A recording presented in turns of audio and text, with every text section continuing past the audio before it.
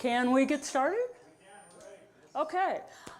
Oh my gosh, it is so good to see each and every one of you, some of whom I've been talking on the phone with for the last 10 years and haven't actually seen you. So this is such a treat.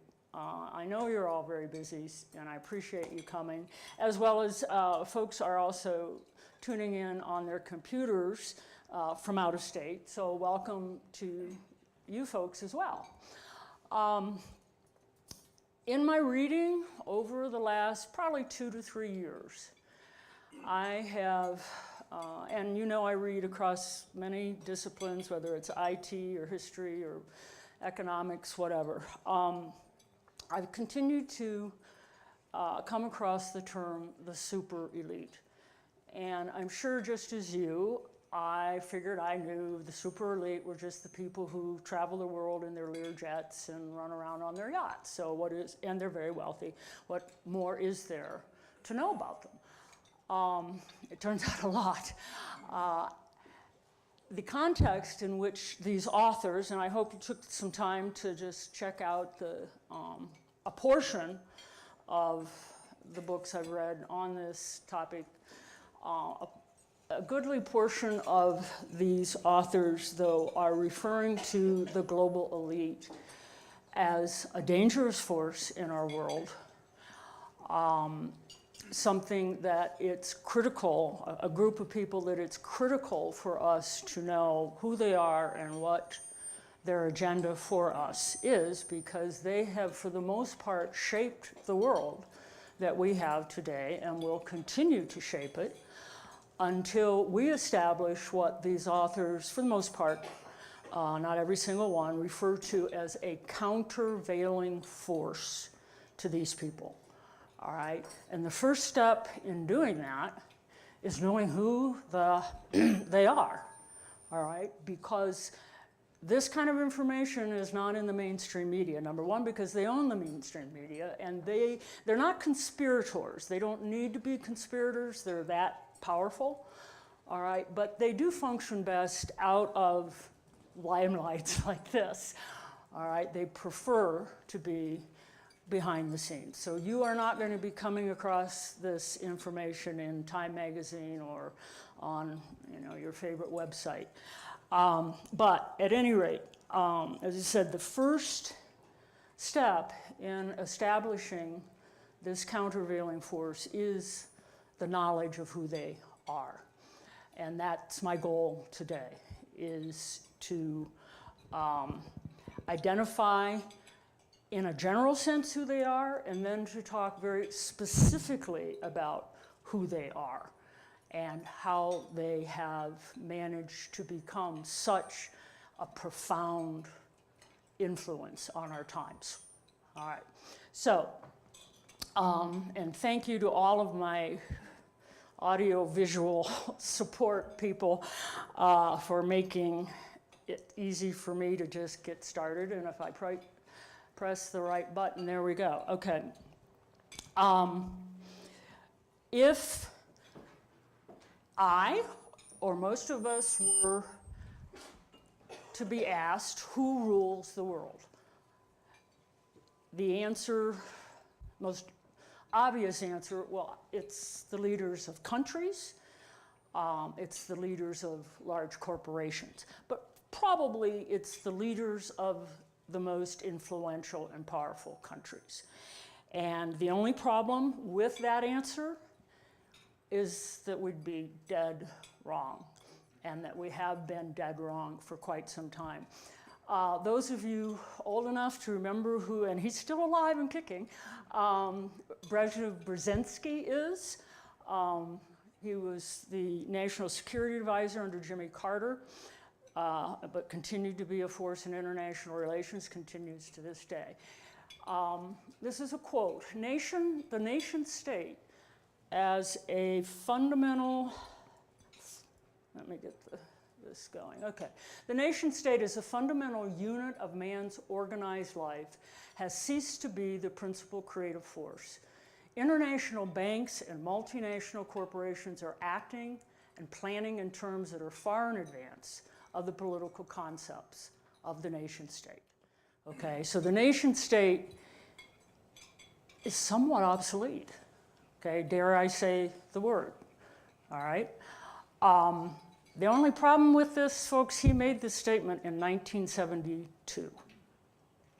So this movement has been afoot for quite some time. Let me see, is that the, yeah, no.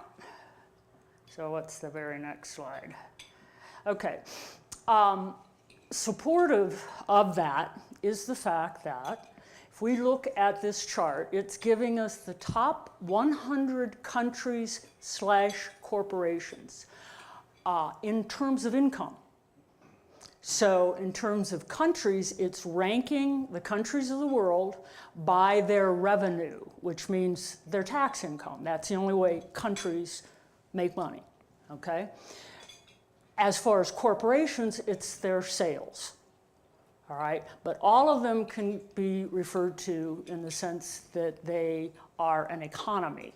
So the top 9 economies in the world are countries, and countries are represented by black print.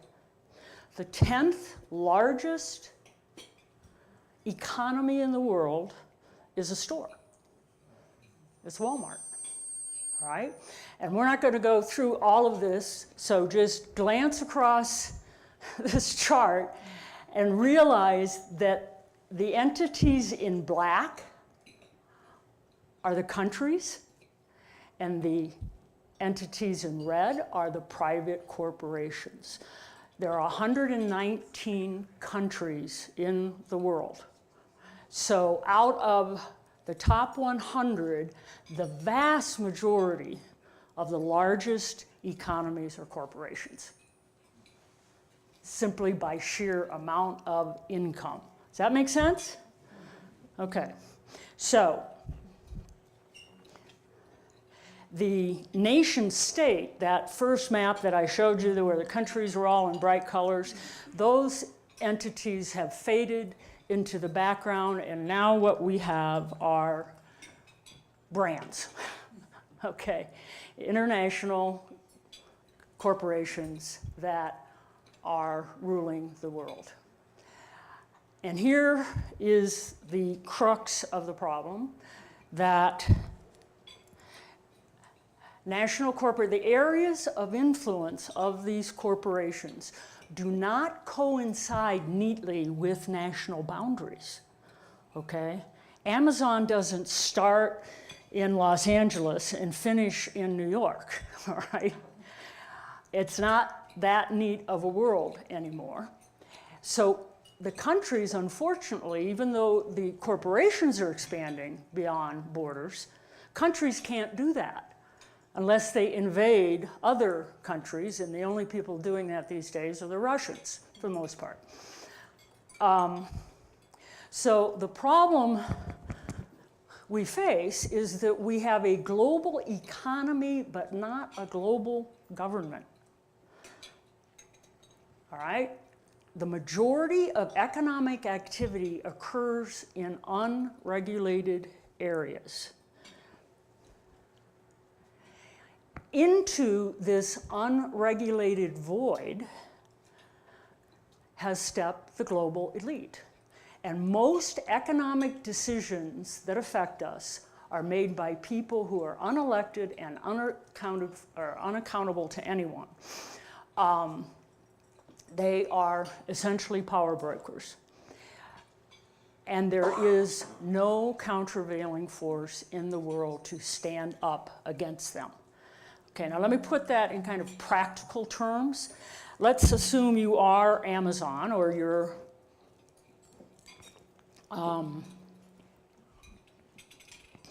Microsoft, whatever.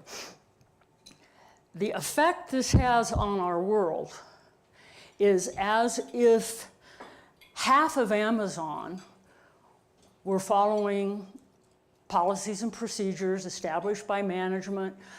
They had, weekly meetings, teams set up. There were lines of communication established, lines of authority established and followed in half of the company.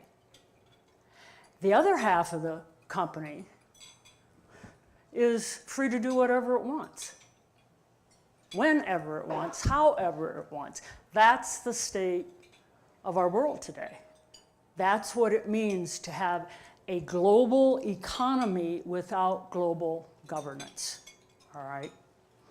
So the global elite have, and I'm blocking this, all right? The global elite, as I said, nature abhors a vacuum. So the global elite have taken their place in the crevices, so to speak, between regulated areas and other regulated areas. Oh, sorry. Thank you. And, you know, this is not an eat the rich kind of presentation. This is not, you know, we got to go get these guys, because in reality they can perform a very necessary function. All right, that example I gave of Amazon being divided into two distinct entities, one of which operates according to rules and laws and the other which makes it up as they go along.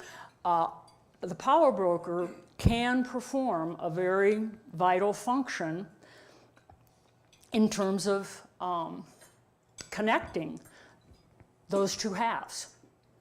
And this is what the better, those of a better nature as far as the global elite do. Although, for the most part, whenever they do it, it is definitely to their own advantage. They are not connecting countries or corporations out of the goodness of their heart. Okay, these are people for whom the primary motivation is making money. They're in business, right? We will see there's also an element that is referred to as the shadow elite. And these are people like Osama bin Laden, extremely wealthy, extremely powerful, but not really part of the agenda of the civilized world. Other parts of the shadow elite, people who are engaged in sex trafficking, who are money launderers, all right? They roam free. This is like the wild, wild west. No, there's nobody to stop them. That's why sex trafficking is probably one of the most lucrative industries now in the world. And what these authors are so concerned about, again, is none of this is there a countervailing force. Individual nations are not strong enough to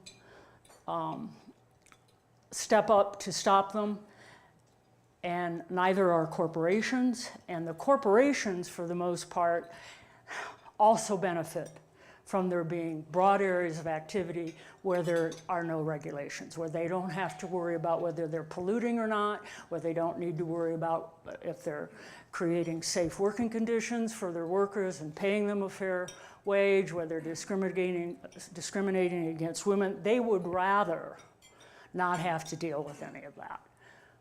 The fact that they do have to obey the laws of nations in which some of their activities occur is more of a hindrance than a help for corporations. Okay, so clear? Who, where, why? All right, and think about this, folks. This is the global. This is globalization. This is the world that we really live in, not the one, you know, on what, Leave It to Beaver and Father Knows Best and all of those things that we kind of still hope America is about, all right? We have to take those glasses off and put on the glasses of reality and accept the fact that this is the world we are functioning in, and it is basically a dysfunctional world. All the feelings, and I was talking to one or two of you earlier. The feelings that we have that, things just aren't quite right in the way this world is running. Okay, it's as if we're at the football game and, they're moving down the field and all of a sudden some people in baseball outfits come on and start, batting balls around, and then some soccer players come in and say, really, is this isn't right, okay? We have that sense, and it's a well formulated sense that something is wrong, and this is at the heart of it. Okay, and it's not all that unlike what Europe is struggling with. Okay, the European Economic Unit has one currency, but not one government. Okay, and that continually presents problems to them. They're handling it pretty well, and it's a wonderful experiment to try to combine and organize countries that for the last thousands of years have done nothing but go to war with one another. Okay, this kind of sets the stage for what I'm going to be talking about from here on in. Who are the global elite?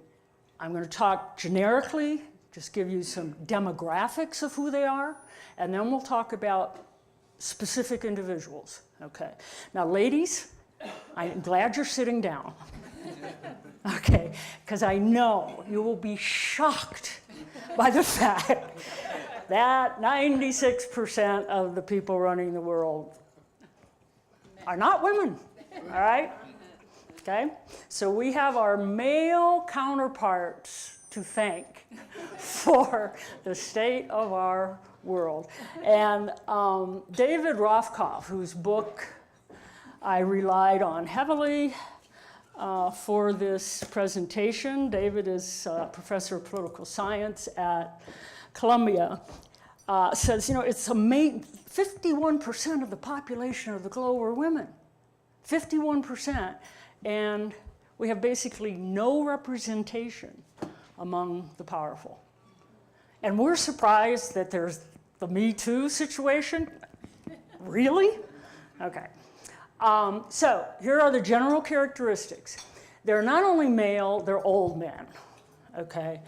But 65 isn't that old anymore. If you look at the average age of the men in our Congress, and our Congress reflects this, 99% are men, all right? Some of them are practically corpses, all right? But they're still sitting there making decisions about our health, and about our country. So 65 is not all that old. So, and if indeed they are dying off, so the idea is, I started reading this, I thought, well, we just wait until they are underground and then we start over again. The problem is they're handing off their wealth to their inheritors, and their inheritors are stepping into their position as power elite. All right. They are, for the most part, they started as, the power center is changing literally as we're sitting here. But to begin with, it was definitely a transatlantic cadre of men, meaning North America and Europe. That is changing, and the center is moving toward Asia, and I'll discuss that a little bit more further. They attend, there's this, all right, so they attend, interestingly enough, and you'll see, the same Ivy League universities. Something like 40% of them attend the same, well, I have the statistics in the next slide, so I'll give it to you. But they knit together when they're very young, all right? And if you go to Harvard or Yale, you probably go there because Daddy went there, all right? Joe Blow, the plumber's son, even if he got straight 800s on his SATs, probably doesn't get admitted to Harvard or Yale. This is a very exclusive group of universities. They tend to be in business or finance, because that's where the money is, right? No secret there. They tend to inherit their wealth, and they also tend to have an institutional power base, which may be a company, it might be a country, they may indeed be the leader of a country, or it could be a fan base. It could be Brad Pitt and Angelina Jolie. I don't know, are they still, did their fan base divide in two or something? I haven't kept track very closely, but people like that. Bono, for instance, does a lot. He's a member of the global elite, and he does a lot of good. Okay, Bill Clinton is a member of the global elite, and the Clinton Foundation does a lot of good. So these are all not hoodlums and bad actors, okay? But again, they do tend, even though they act as individuals, and we'll stress that later. They don't attend meetings or do their stuff representing their base. They do it representing themselves, but they do have a very strong base beneath them. Rex Tillerson, okay, is kind of a poster child for this type of person. Rex, as you know, was originally the CEO of ExxonMobil. As I said, there's 191 countries in the world. ExxonMobil does business in 185 of those. Okay, so tell me how powerful Rex Tillerson was. He's taken a big step down, becoming the Secretary of State of a country who's got big problems, okay? And he doesn't like, Rex is not a happy camper, have you noticed? All right, he's probably kicking himself for leaving ExxonMobil because he snapped his fingers and the governments of 185 countries did exactly as he told them. Okay, so that's the type of people we're talking about. The other thing, and we'll examine this, they tend to be members of the same international groups, things like the Trilateral Commission, okay, Davos, and we'll look at this. And then, as I said, the shadow elite is also part of it. This is the just kind of dispersal statistics as far as percentage-wise, where they come from. North America and Europe are about the same, around 20-25%. Only 12% from South America, and gee, here's a surprise, only 5% come from Africa, even though the natural resources of the country of Africa have been fueling our development for the last several hundred years, but we don't let them play. This is a new development, and this is primarily China and India. The newest billionaires last year, named by Forbes, were Chinese and Indians. So the nature of not only the group of old men, okay, and these are younger men, okay, the Asians are new, and as you can imagine, the IT group is a group of younger men, although the IT people like Bill Gates and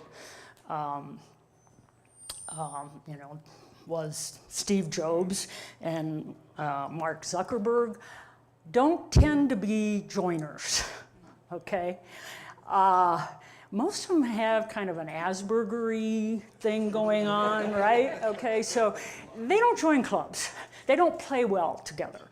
So the IT industry, which, and here, this is another area of dysfunction, the IT industry, which is taking over the world as we speak, doesn't really mix well. They're kind of literally islands unto themselves, and that's scary because they are the future, and they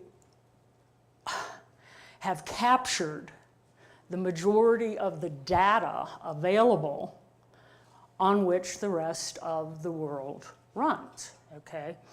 And I digress, but I think this is the point to digress. Within the next few months, if not already, we will see that the next big disruption in the markets is going to result from the development of an atomic computer, all right? The present-day computers are binary, work on a kind of an X and O basis. These computers are based on the principles of subatomic physics. They require the computers have to be housed in, minus 350 degree environments, but they process data instantaneously, okay? As soon as the data hits the system, it's transferred. There's absolutely no time lag whatsoever. It's going to make our current computer systems look like Granny's rotary phone, all right? It's going to be the Y2K of this decade, all right? So we can't dismiss our friends in the IT industry, but they, as I said, are somewhat of a entity unto themselves. All right. Again, the winds are blowing eastward as far as power. And when, and this is discussed among these authors, what will the changes be when the Asians are in charge of the world agenda? Because they do look at the world different. They have different values from us, and they, not that they're going to be any less interested in money. They still have that in common, but the way they get it is a bit different. Okay, so here's the universities. Okay.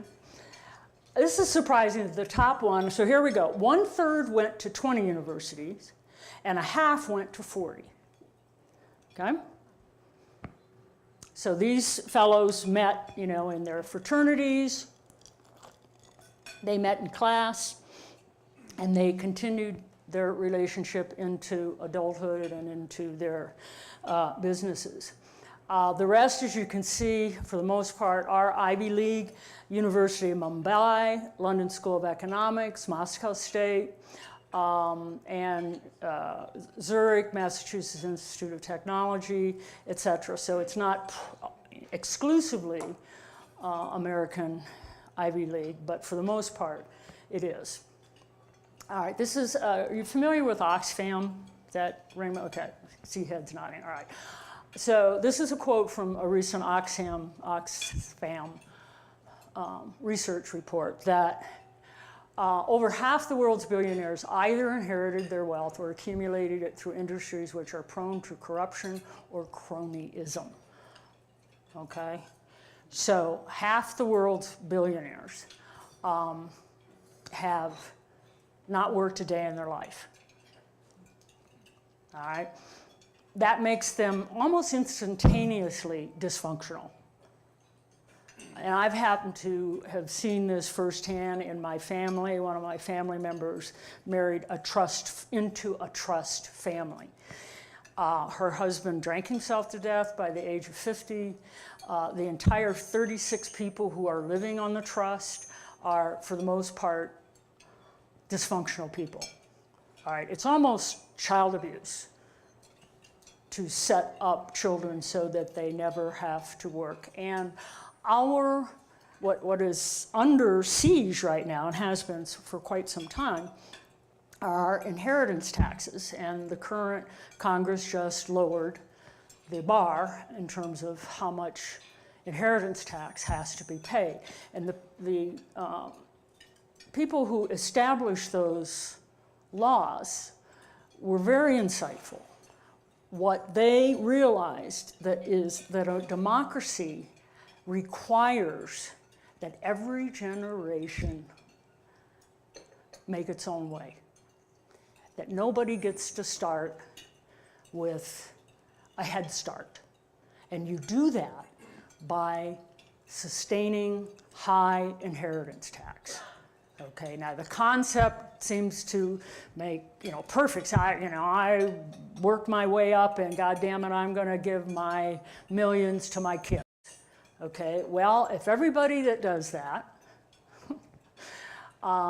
gives their billions now, and you know, $1 million now is pocket change for these people, okay? And so telling them that they can't transfer those billions without paying, without reducing the size of that inheritance to a point where this new generation is going to have to earn its own way, all right? You can kind of understand the resistance to that. But like I said, the folks who formulated the concept of a high inheritance tax really did have their finger on the pulse as far as what is best for democracy and, quite frankly, best for the individuals involved. All right. All right, this is now, we're starting to talk about how, other than going to college together, how these people formulate their relationships, okay? And that's the heart of how the super elite work, is through their relationships, all right? It is, if you will, the ultimate old boy network, okay? Networking, we all understand networking. This is networking taken to an astronomical level in terms of power and money that is at play. All right, so one of the ways after college that they continue to maintain or make new acquaintances is at very exclusive meetings such as Davos. Everybody has heard of Davos, right? The Davos man, shake your head if, yes, okay. In fact, they just met last month.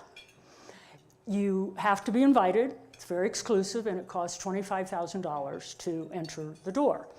And they have general sessions, but the, as I say, they exchange views, coordinate strategies, and shape policy captured by the paparazzi in a adoring media. Well, let me tell you, the real business that they're doing is not happening in front of the paparazzi and the media. The real business gets done in the back rooms, okay, or simply by exchanging business cards and their personal cell phone numbers. All right, doesn't happen in the general sessions where they talk about world peace. All right, so I'm not going to say these organizations are fronts for the global elite, but kind of close to it. It gives them cover to get together and decide on things like, what are the interest rates going to be in the world for the next 3 years? Okay?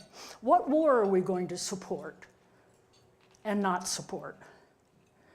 Who are we going to get elected president in company or country XYZ? All right? That's the real agenda when you come to meetings like this. Another entity which is about 70 years old, about 50 years old. It was started by David Rockefeller, who is a descendant of the original Rockefellers, which is the banking industry. Started this Trilateral Commission. If anybody, I would imagine some of you have heard of the Trilateral Commission. The majority of people never come across this, okay? But you will see, for instance, anybody recognize this fine fellow? Anybody? Who? Vladimir? Vladimir Putin? You would be right. Bingo, give this man a prize. That's Vladimir, okay? So this is the kind of people that attend these meetings, all right? And bear with me, because this is going to be boring as can be for the next 30, 40 seconds. I'm going to flip through the names of meeting attendees, okay, dating back to the 70s, and then we're going to jump forward to the 2000s. And it's just to give you a flavor of the kind of people who gather at these meetings. Okay, oh, and this is their description of their organization. Trilateral Commission is non-governmental, nothing to do with governments, policy-oriented forum that brings together leaders in their that's the important thing, in their individual capacity, not as president of this and president of that, from the worlds of business, government, academia, press, media, as well as civil society. Okay, this is again 1973. Just look at the titles of these people. Okay, Chairman Wells Fargo, Senior Partner Lehman, President of Bank of America, Chairman Wachovia, Lehman again, Chairman Chase Manhattan Bank, President of the Federal Reserve. Okay, this is not your local Rotary Club. This is not the Moose Lodge getting together to do whatever they do at the Moose Lodge, okay? We had, now again, this was in the 70s when unions actually weren't impotent.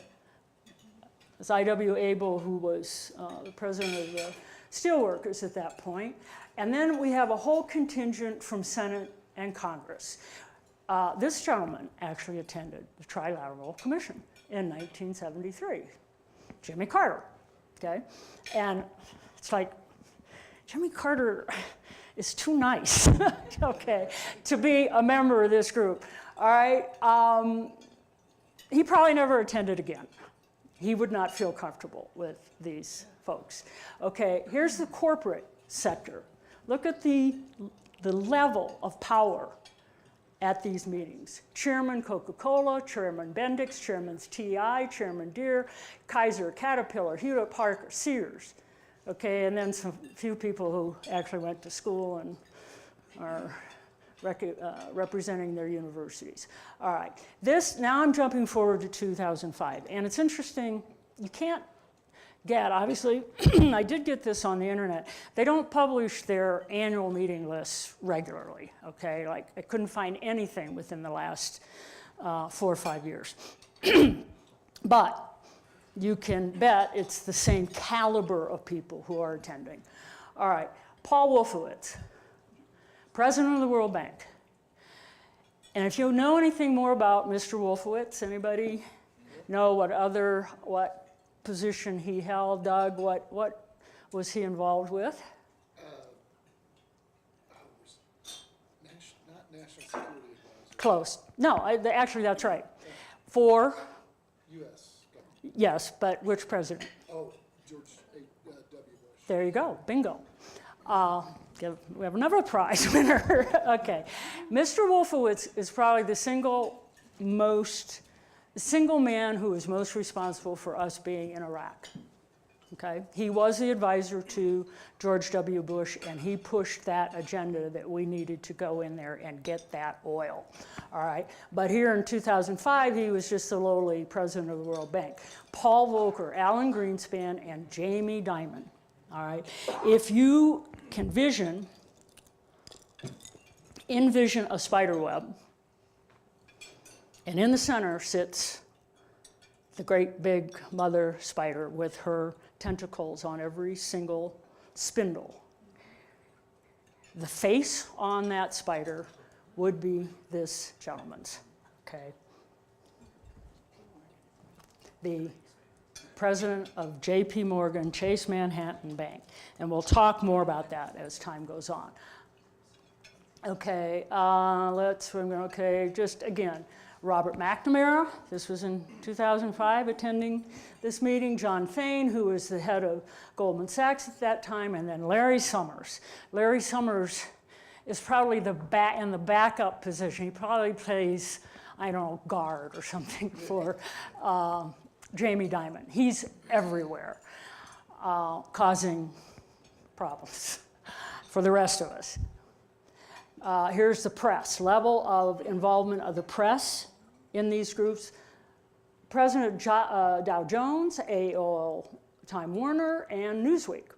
Okay, Fareed Zakaria, he's still in charge. Here we have a director of the CIA. We have Henry Kissinger.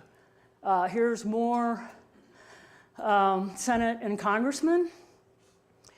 Okay, so that was the Trilateral Commission. That's just one of their groups, and I'm going to kind of breeze through some of the other groups. But that was, I took the time to do that, like I said, simply to give you an idea of the level of power that congregates at these organizations, and probably the people that come here aren't really even the most powerful, okay?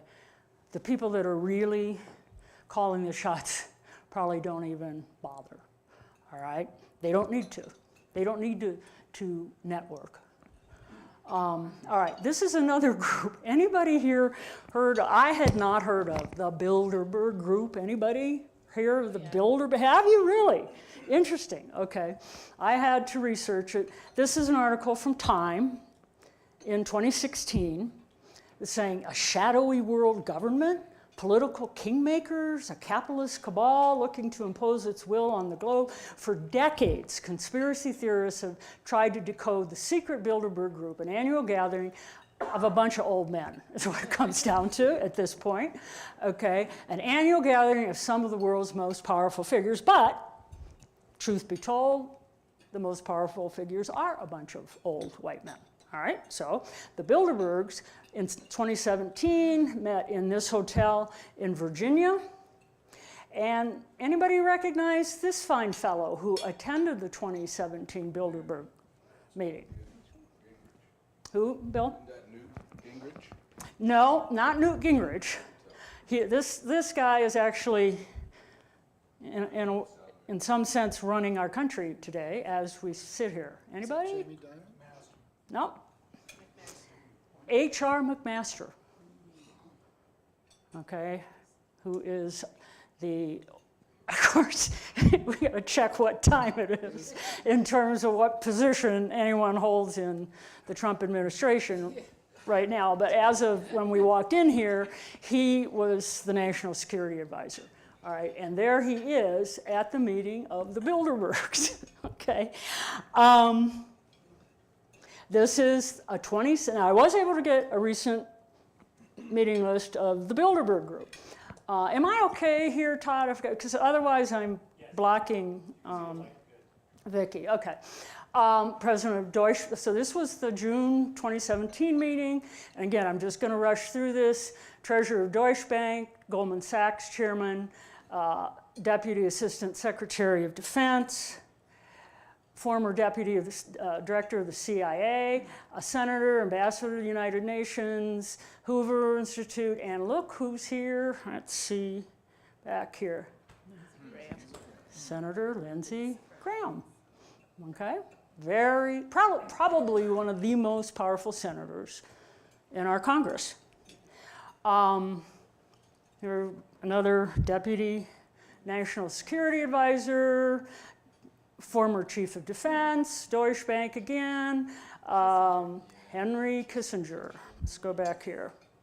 So Henry Kissinger, Christine Lagarde, a woman, okay, who was, I think she still is in charge of the International Monetary Fund.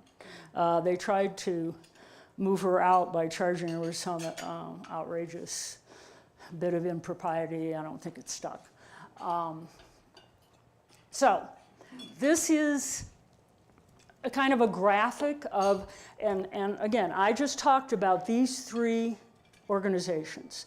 There's others, for instance, the Council on Foreign Relations, Institute for International Economics. There's many more, but very similar and very similar level of power represented there, okay? And again, they do not represent their country. They don't come to these as Americans. They come to these groups as representing themselves, and they network to set the agenda and then carry it back to their base, okay? What they really come for is access, all right? This is how the powerful people work. They don't want to have to call the chairman of the Federal Reserve and get transferred 3 or 4 times through secretaries and talking to assistant directors, et cetera. They want to be able to pick up the cell phone and on their speed dial, press one number and be talking directly to the person who's going to solve whatever problem they have today, okay? The definition of the global elite is about 6,600 men who on a daily basis make decisions that affect millions of people across the globe, okay? 6,600 people who on a daily basis make decisions that affect millions of people across the globe. And you can't do that by going down organizational charts and trying to figure out who is running what, okay? That's the whole point of spending time at those organizations, is they get to know the people who are going to solve the problems they anticipate having, and people getting to know them. So it's about access, because access is power. And interestingly enough, in reading some of these books, do you know who the single most well-connected person in the world is? Someone who literally knows everybody who is anybody. Just take a guess. What? Donald Trump? The lady at the right says Donald Trump, and actually Mr. Trump does not play in this league, okay? And I could explain at length why, but good try. Anybody else? Guess? Okay, Bill Clinton. Bill Clinton knows everybody, okay? He is the most well-connected man in the world. And if you know anything about Mr. Bill, starting out in Hope, Arkansas, as the son of a single mother, he figured out very early that it is who you know. And he literally, his Rolodex, or whatever it's on now, okay, goes back to when he was 2 years old. He probably was promoting himself in second grade, all right? But he figured out you needed to remember people and needed to stay in touch with them. And that is the primary secret to his success. It's how he went from Hope, Arkansas, to being a governor of Arkansas, of all places, to being president of the United States. He could pick up, at that time, the phone, okay, and arm wrestle anybody that he needed to arm wrestle. The description of what he's doing today with the Clinton Foundation, I read, he literally corralled a group of people at Davos, of powerful, wealthy men, locked the door and said, sign a pledge, all of you, of $1 billion for my polio initiative, okay? Or you're not getting out of here, all right? Now, Bill would have done that in a very jovial, very friendly way, but he got his money, all right? That's how it works. Couldn't get his wife elected, though. Anyway, okay. This is another important source of their power. They sit on each other's boards of directors. Okay, some of you are shaking your head. You get it, okay? They know your business, you know their business, you know that guy's business, he knows yours, okay? And this, okay, these two, as far as boards of directors, as far as, again, being in the center of the spider web, this is Mr. Diamond. He, other than Bill Clinton, is probably the most powerful man in the world, all right, because he's in charge of the biggest bank in the world, Morgan Stanley, okay? And his sidekick here in crime, literally and figuratively, is Lloyd Blankfein, and Lloyd Blankfein is the CEO of what bank? Anybody? Goldman Sachs, okay? And you and I, personally, are responsible for the fact that these two characters are still in business. They took our world not just to the edge of destruction in 2007, they took it over the side. They laid the entire financial system of the world on its back by the amount of risk they took with their depositors' assets and with simply the corporation itself, by loading themselves up in derivatives, okay? We will revisit them a number of times before the morning is up. But this is who they are. Okay, moving right along here. All right, this is, we're coming to the end of this section in terms of who are the corporate elite, all right? The global elite, excuse me. All right, this is a study that I came across, found fascinating. It was a study done by the Swiss Federal Institute of Technology in Zurich, and they studied relationships. Remember that we ended here with people sitting on each other's boards, the directors, okay? Relationship between 37 million companies and investors.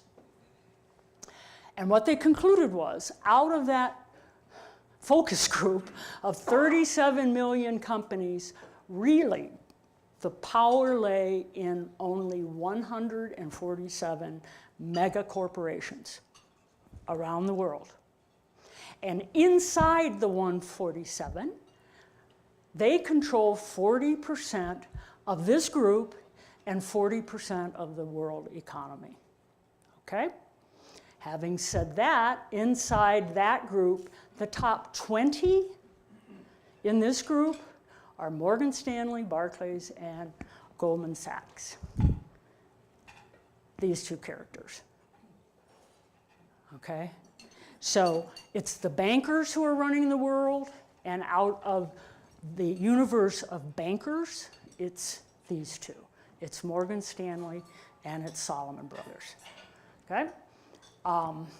As I said, they almost single-handedly sabotaged the world's financial system 10 years ago, and they are standing like right there at the edge of doing exactly the same thing again. Why do they do that? Doesn't it hurt Power them? and money, because they can. And because the government that bailed them out, that decided, and I'm going to talk a little bit about this right now, that decided that we were going to resuscitate them, okay, is still of the same mindset, that they deserve to be resuscitated. Okay, good question. Did you ever, what Vicki asked was why? Why did we bail them out? Okay? And if you play this through in your mind, had we not bailed them out, we'd be in an entirely different place today as a world. Okay, it would have been messy, very messy. But not as messy as it's going to be next time. All right? Okay. I think this is here. Okay, so let me read something to you. This is probably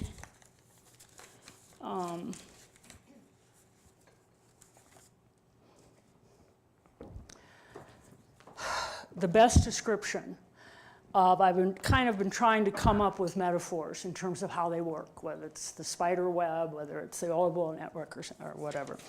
This is really how they work. This is an article written by David Rothkopf, who is this author. And he is interviewing Tim Geithner. Tim Geithner, if you recall, was the Treasury Secretary he was chairman of the New York Fed, okay, and then our Secretary of Treasury under Barack Obama, okay? Now, what Geithner is saying, being a successful central banker now depends on what Geithner calls convening power. Okay, this is access in action.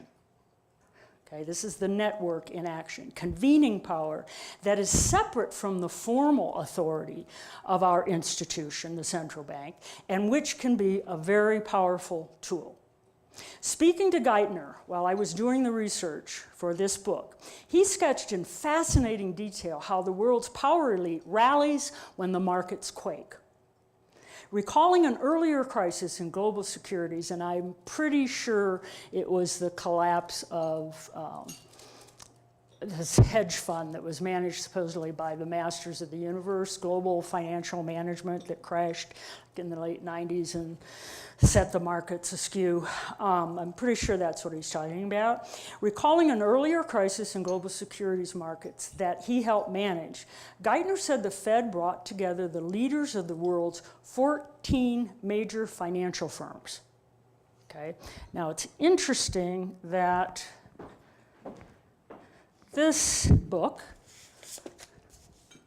was written to describe the settling out of the 2007 financial crisis. And it mentions 13 bankers, okay? I'm just saying, all right? So the leaders of the world's 14 major financial firms from 5 countries representing 95% of all the activity in global markets, okay? These 14 major bankers. No Asians were there, not even the Japanese. Goldman Sachs chairman Lloyd Blankfein jokingly called the group the 14 families, like The Godfather.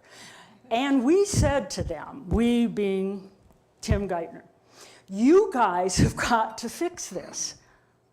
Okay, now remember, this was a hedge fund that went under. And now these are individual private banks, okay? And the markets are in chaos. And he's saying, as chairman of the New York Fed, you guys have got to fix this problem. Tell us how you're going to fix it, and we will work out some basic regime to make sure there are no free riders, to give you comfort. You know that if you move individually, everybody else will move with you. And they did, just like they did in 2007. Okay, now, here's where it gets profound. There was nothing in writing. There were no rules, no formal process. And while no one asked the Fed to act, the Fed let everyone in the markets know it was acting. The Fed doesn't have control over the stock markets. Okay, should have nothing to do with the stock markets. The beauty of the process, okay, and this is what is describing the phenomenon of the global elite, okay? The beauty of the process was its absolute efficiency, seeing what a tight circle of large firms with global reach could get done fast, with an executive committee of only 4 of them running the weekly conference calls until the crisis was passed. Okay, here it comes. There is no, this is globalization, okay? This is how it works. There is no formal mechanism we could have used to force this on anybody. So we had to invent it, okay? This is how our world is being run today. They're literally making this up as they go along, okay? We had to invent it. I think the premise, this is Tim Geithner talking, I think the premise going forward is that you have to have a borderless, collaborative process.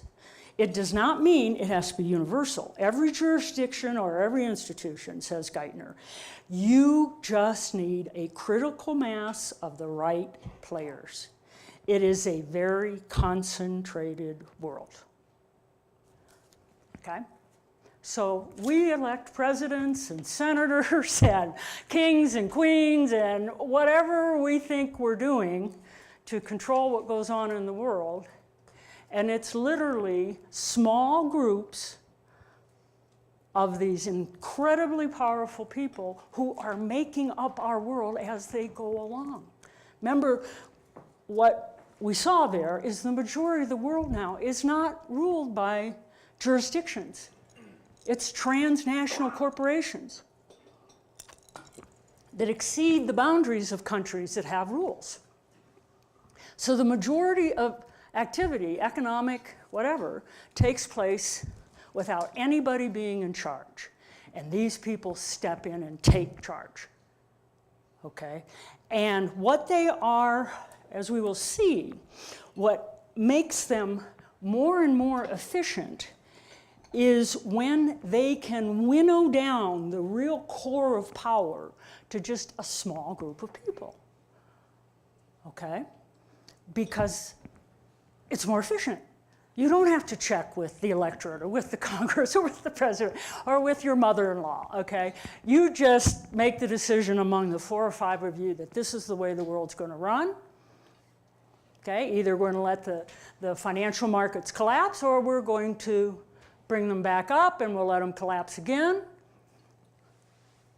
Okay, that's how, that's the real world today, okay? We have to take off the glasses that say, this is a world that we knew for the last 50 years that we thought we were a part of and we thought we understood, okay? And we've got to put on the glasses that it's almost unrecognizable from what is really happening, okay?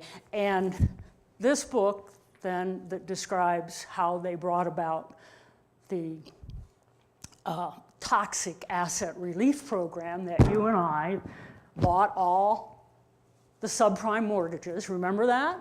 Okay? And resuscitated the dead banks, all right?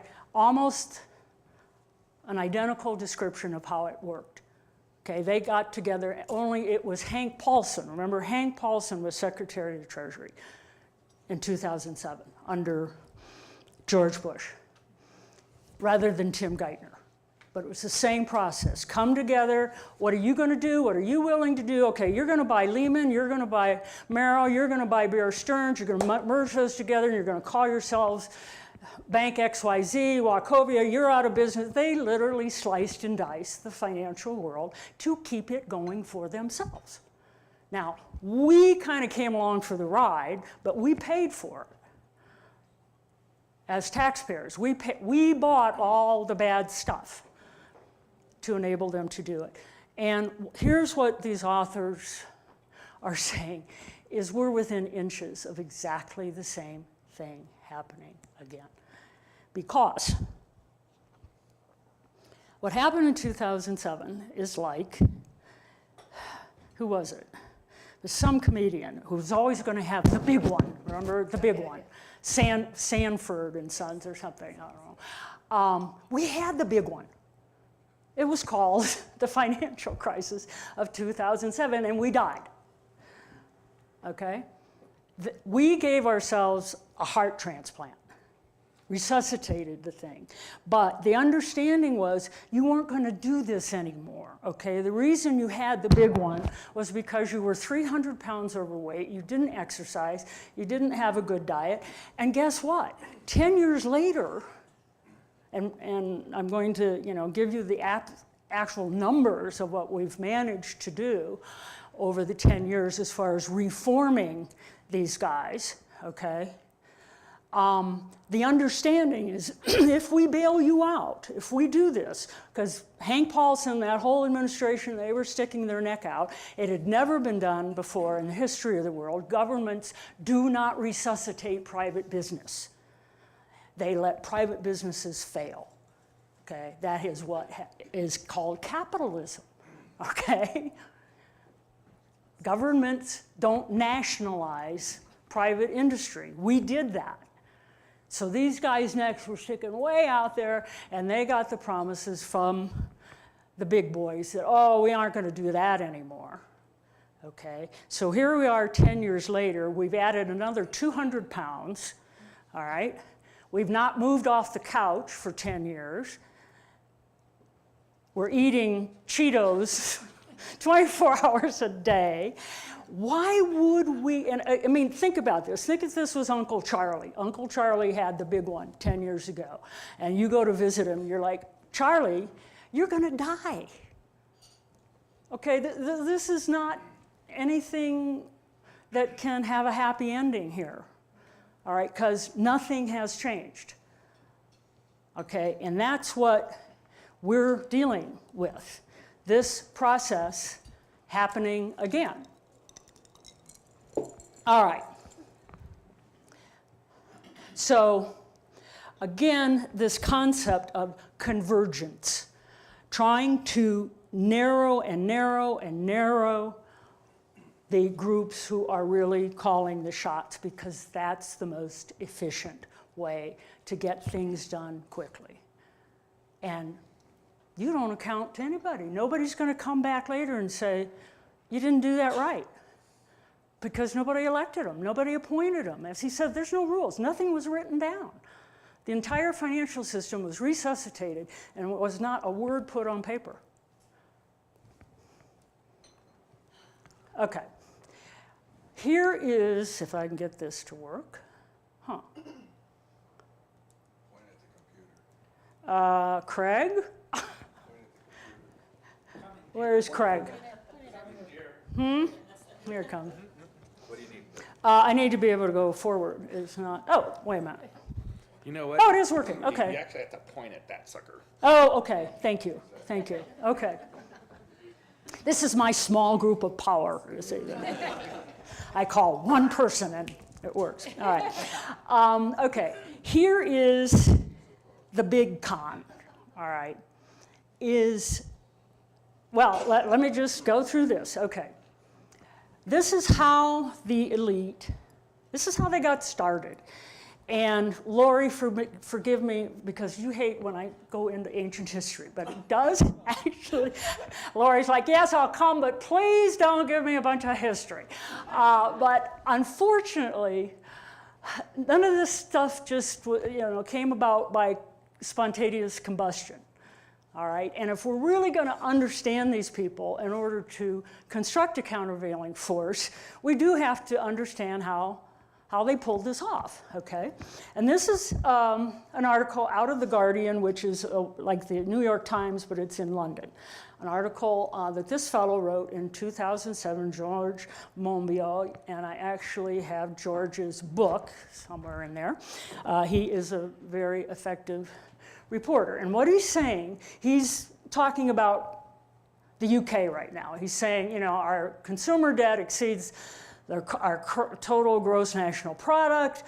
In the United States, they found 77,000 road bridges are in the same perilous state as the one that just collapsed in Mississippi. After Hurricane Katrina, 120,000 people still don't have homes.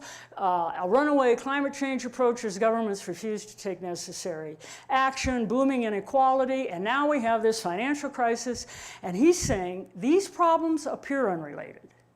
But they all have something in common.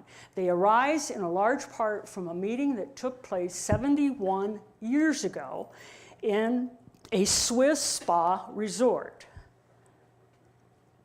No, that's not the right button. That's it, Mount Pelerin. Okay, Doug, you and I probably wandered through it in Switzerland on our way. And the group that formed, if I can get this to go back. Oh, that's right, I'm supposed to, thank you. That's why you keep saying point there. Okay, there it is, all right. It laid the foundation for a philosophy of government that is responsible for many, perhaps most of our contemporary crises. When the Mount Pelerin Society first met in 1947, the political project did not have a name yet, but it knew where it was going. The society's founder, Friedrich von Hayek, and I can get you his picture right there, that's Friedrich. Okay, and this is Hotel du Lac where the meeting actually took place. This is not fake news, in other words.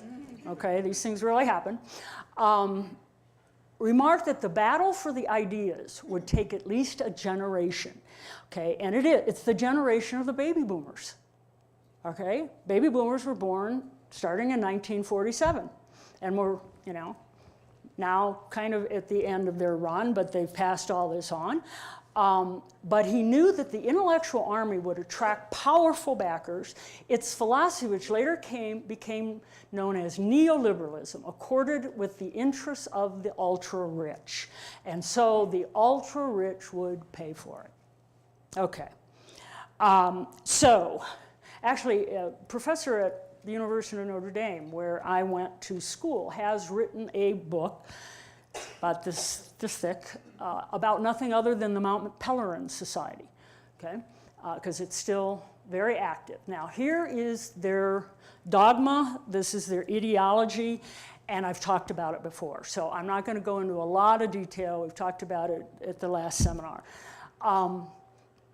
It is called neoliberalism because the real liberalism, the concept of free markets, was developed by Adam Smith, the first true economist, in 1776. He wrote a book called The Wealth of Nations. And at that time, governments had an iron grasp on markets.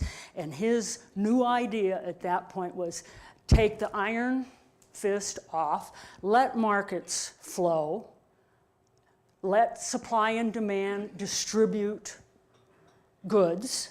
You don't have to over-regulate, okay? He called that the invisible hand. Just let markets flow and let individual participants act on their own behalf, okay?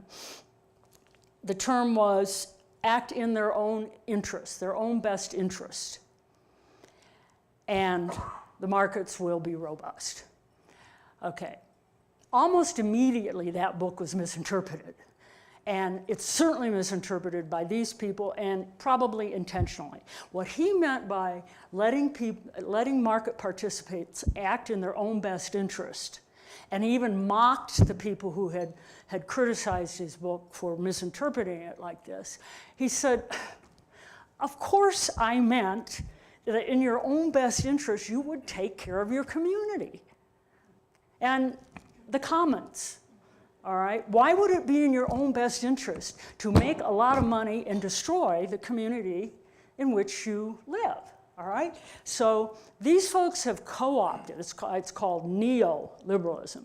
They have co-opted his emphasis on free markets, making government take their hand off of it, all right? But they've distorted this aspect of selfishness, all right? That's not what he meant.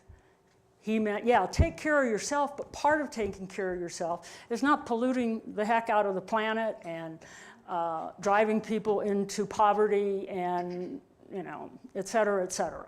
So again, the Pellerin Society, neoliberalism, is a version of liberalism, but it's a corrupted vision. All right, so these are their beliefs, and I'm going to go through these quickly because you're very familiar with, because this is the system by which we all operate today, okay? We have all drunk the neoliberal Kool-Aid. We all believe this is the way markets should run. All right, so basically, rule of the market, liberating free enterprise, private enterprise from any bonds imposed by the government, no matter how much social damage this causes. Reduce wages by deunionizing workers, eliminating worker rights. They've been won over many years of struggle. To convince us this is good, they say an unregulated market is the best way to increase, this is trickle-down economics, right? Totally let the wealthy do what they want, the big corporations make as much money as they want, and it will benefit everybody. It will trickle down to the lower classes, okay? Reagan's supply side trickled down, but somehow the wealth didn't, all right? And it basically legitimizes greed. All right, now, I'm the first one to say governments can overdo it. Governments certainly can overregulate. All right, 2 years ago, I had a regulator from the SEC living in my office trying to find something to cite me on, okay? I thought that was somewhat government overreach. She didn't find anything, by the way. My client should be happy to know, all right? But so, yes, of course governments can overdo it. The challenge for democracy for every generation is to strike the right balance between government control and free enterprise. All right. Neoliberalism says the best role for government is no government at all, essentially. Get out of our way and let us do what we want, and everybody will be better off. All right. This is the next tenet is cutting public expenditure for social services like education and healthcare, reducing the safety net for the poor and even maintenance of roads, rivers, and water supply, again, in the name of reducing government's role. Of course, they don't oppose government subsidies and tax benefits for business. All right. We're seeing this happen as we speak, okay? What's going on in our Congress today is basically an orgy of neoliberalism. They're cutting everything they can possibly cut: Medicare, Medicaid, and Social Security. All right, now here is the ideology part of it. These men literally believe, now it's hard to tell whether they really believe it or they just pretend to, but they believe that because they are so successful, all right, even though they inherited most of their money, but because they are successful, they must be above the rest of us. They don't need to worry about taking care of other people, okay? That's not their problem, all right? And they shouldn't have to pay taxes repeatedly, have their earnings reduced for these losers, okay, who didn't manage to rise to their levels of wealth. If you, and I think I have a couple slides from now, a picture of Newt Gingrich, okay, who ran for office in the 90s. And do you remember the term contract with America? Remember that? He ran on that platform that the contract was going to be, again, cutting more government away, blah, blah, blah. But the language in it is almost word for word neoliberalism. It emphasizes individuals' responsibility. Okay, everybody is responsible for themselves. And if you made bad choices, okay, if you happen to be born brain damaged, all right, or blind, that was a really bad choice that you made, okay? But I shouldn't have to take care of you for the rest of your life just because I have a lot of money, okay? So in their minds, that actually makes sense, and they really do feel that they are a breed apart, okay? And this is where this term entitlement comes from, okay, that I'm sure you've all heard bandied about. They feel they are entitled to not have to obey the same rules, not have to pay the same taxes, and to free themselves from the responsibility to run a society, okay? So again, deregulation, reduce government regulation on anything that could diminish profits.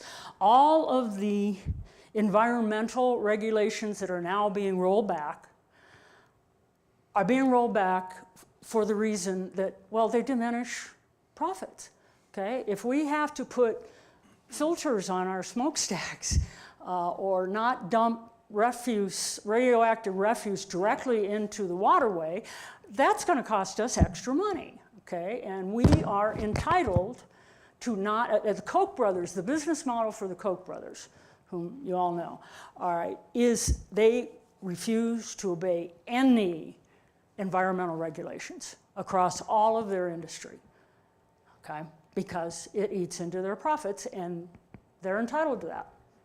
Privatization, this is something that has happened over our lifetime, okay, is the shift of, and if you remember, it's interesting, when the USSR fell apart in 1989, the Berlin Wall came down, and Vladimir Putin stepped in.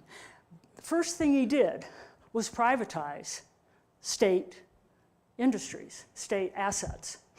And immediately, out of the ashes of the USSR, rose about 10 oligarchs, okay, who just kind of by accident ended up owning everything that prior to that had been property of the state, okay? And of course, Vladimir didn't get any benefit from that himself. We realize that. Vladimir Putin, depending on who and what you read, some people say that Vladimir Putin is the wealthiest man in the world. And it's because of that. He literally raided the treasury of an entire nation. Okay, so this privatization thing, Yeah, it includes banks, key industries, tollways, electricities, hospitals, fresh water, usually done in the name of greater efficiency. Okay, private enterprise can do it better than the government. Eliminating this concept of public good or community, replacing it with individual responsibility, pressuring the poorest people in society to find solutions to their lack of health care, education, social security by themselves, then blaming if they fail, they're lazy. Okay, all these people that can't get health care, I mean, for heaven's sakes, what is their problem? Individual is more important than society. Okay, that's the kernel there, all right? That the right of a successful individual to function free of any government regulation is more important than the good of the society as a whole. Shareholder capitalism. Corporations are only responsible to their shareholders, not society. So in other words, what we fostered in the first 40 years in this, after the World War, was the idea that corporations were members of the community. Okay, their employees came from the community, their products were sold into the community, they were good citizens. That's what defined a good corporation. That's all gone by the wayside. And that started pretty much in the 90s, the idea that, oh, no. We've got to make a profit for the benefit of our shareholders. And all the rest of this stuff, you know, fair wages and not polluting and all that, we can't be bothered. All right. Okay, this is a book by David Harvey, who is a political scientist, proposes in his book, it's called A Brief History of Neoliberalism. Wherever the neoliberal program has been implemented, it has caused a massive shift in wealth, not just to the top 1%, but to the top 10th of 1%. The conditions that neoliberalism demands in order to free human beings from the slavery of the state, which is minimal taxes, dismantling public services, social security, breaking of unions, just happen to be the conditions required to make the elite even richer, while leaving everyone else to sink or swim. In practice, the philosophy developed at Mount Pelerin is little more than an elaborate guise for a wealth grab. It is also, and this is my doing here, it's also dead wrong. Okay, this species that we can't escape, we happen to be social beings. All right, so developing economic models and economic science based on the fact that we aren't, that we are these freestanding entities that don't need to support one another, it's crazy. Okay? And speaking of crazy, every time you read about a mass killer and they look into his life, how are they described? Loners. They're all loners. Okay? Healthy members of the society do knit together. We are a society. Okay? It's just like a herd of horses. You cannot take an individual horse out of the herd and isolate it. It will die. They are herd animals. They only, and same thing with orca whales. Okay, you cannot take an orca out of its pod. It cannot survive. And we are the same. We first knit together in families, and we had clans, and we had tribes, and we formed nations. All right, this is the way human beings thrive. And this philosophy is putting lipstick on a pig. Okay, it's covering over a wealth grab, a society that a belief system that basically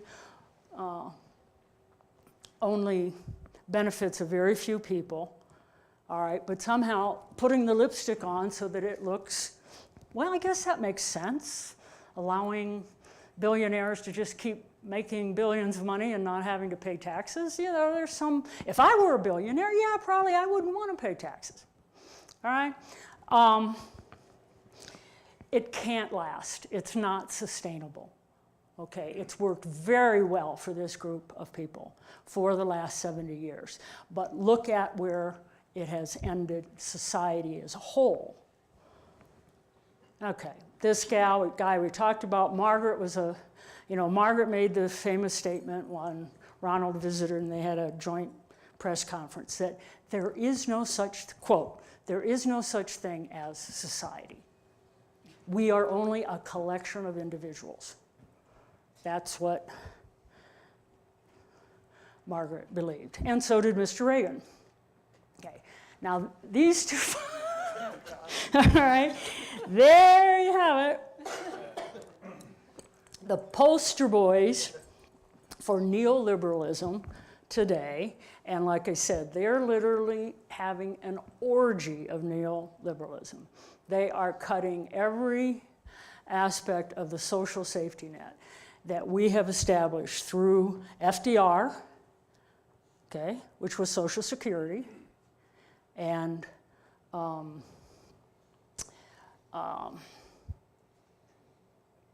what is it? When you're injured. No, not that. When you're injured, you continue to earn wages, whatever that's called. Workman's comp. Workman's comp. There you go. So FDR established workman's comp and Social Security, and then LBJ established Medicare and Medicaid, all right, as well as the Civil Rights Act.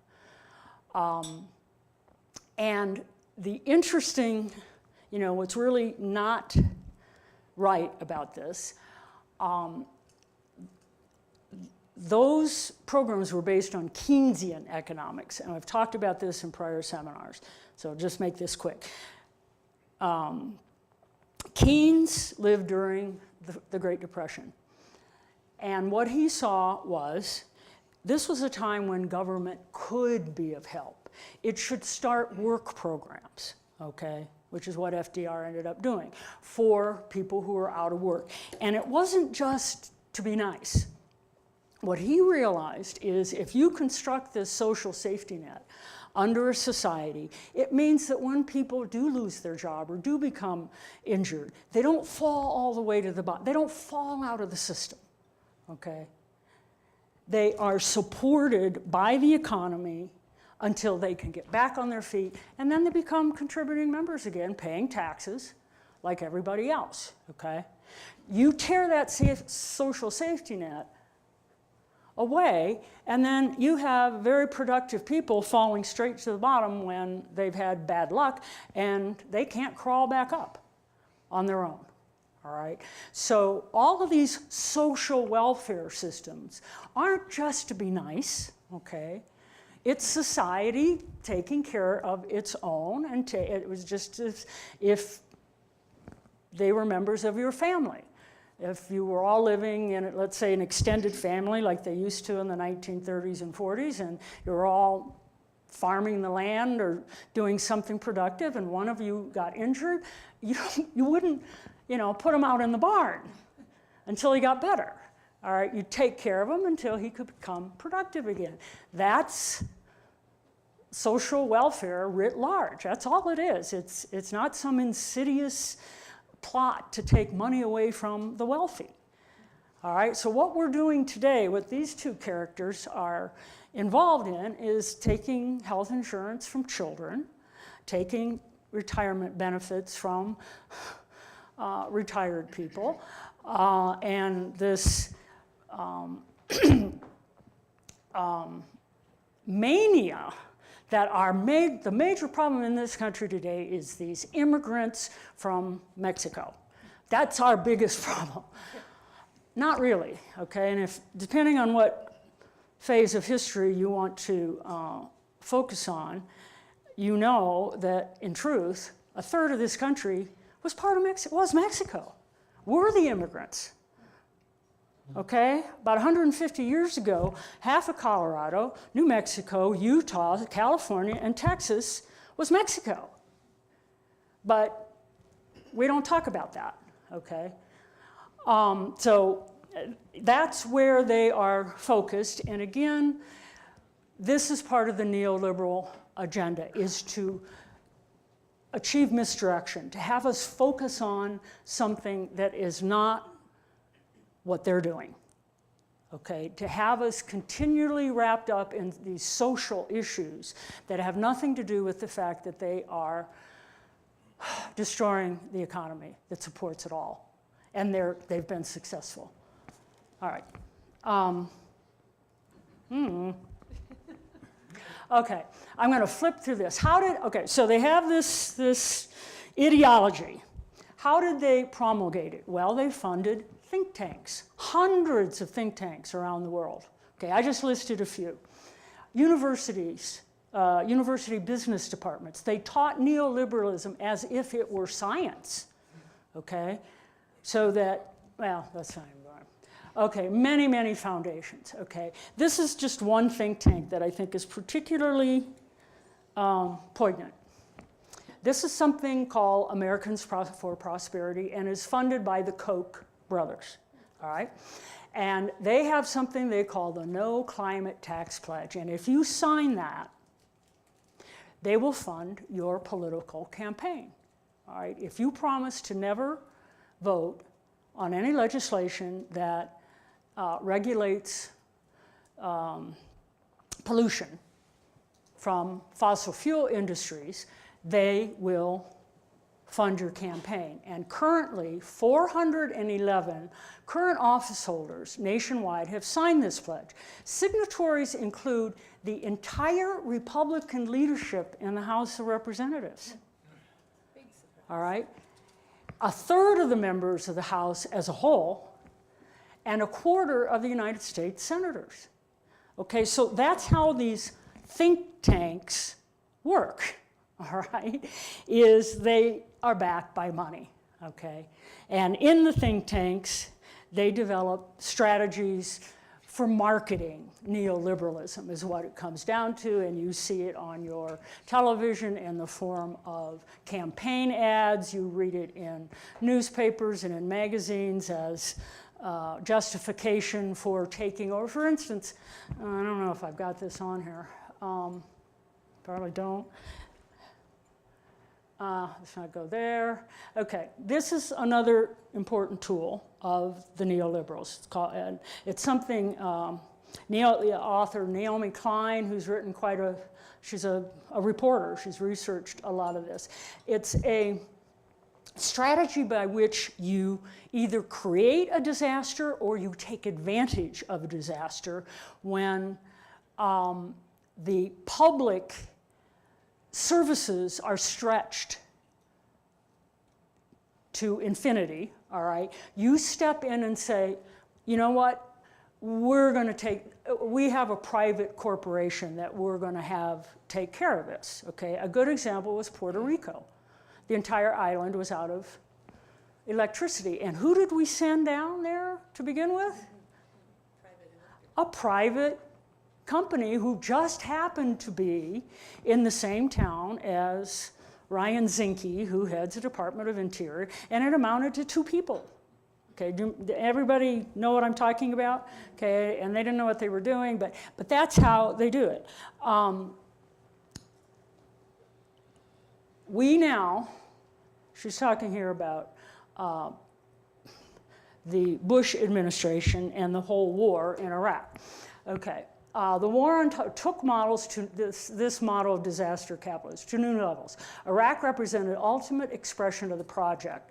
A war, ultimate shock, fought to largely maximize corporate profits. Okay, 75%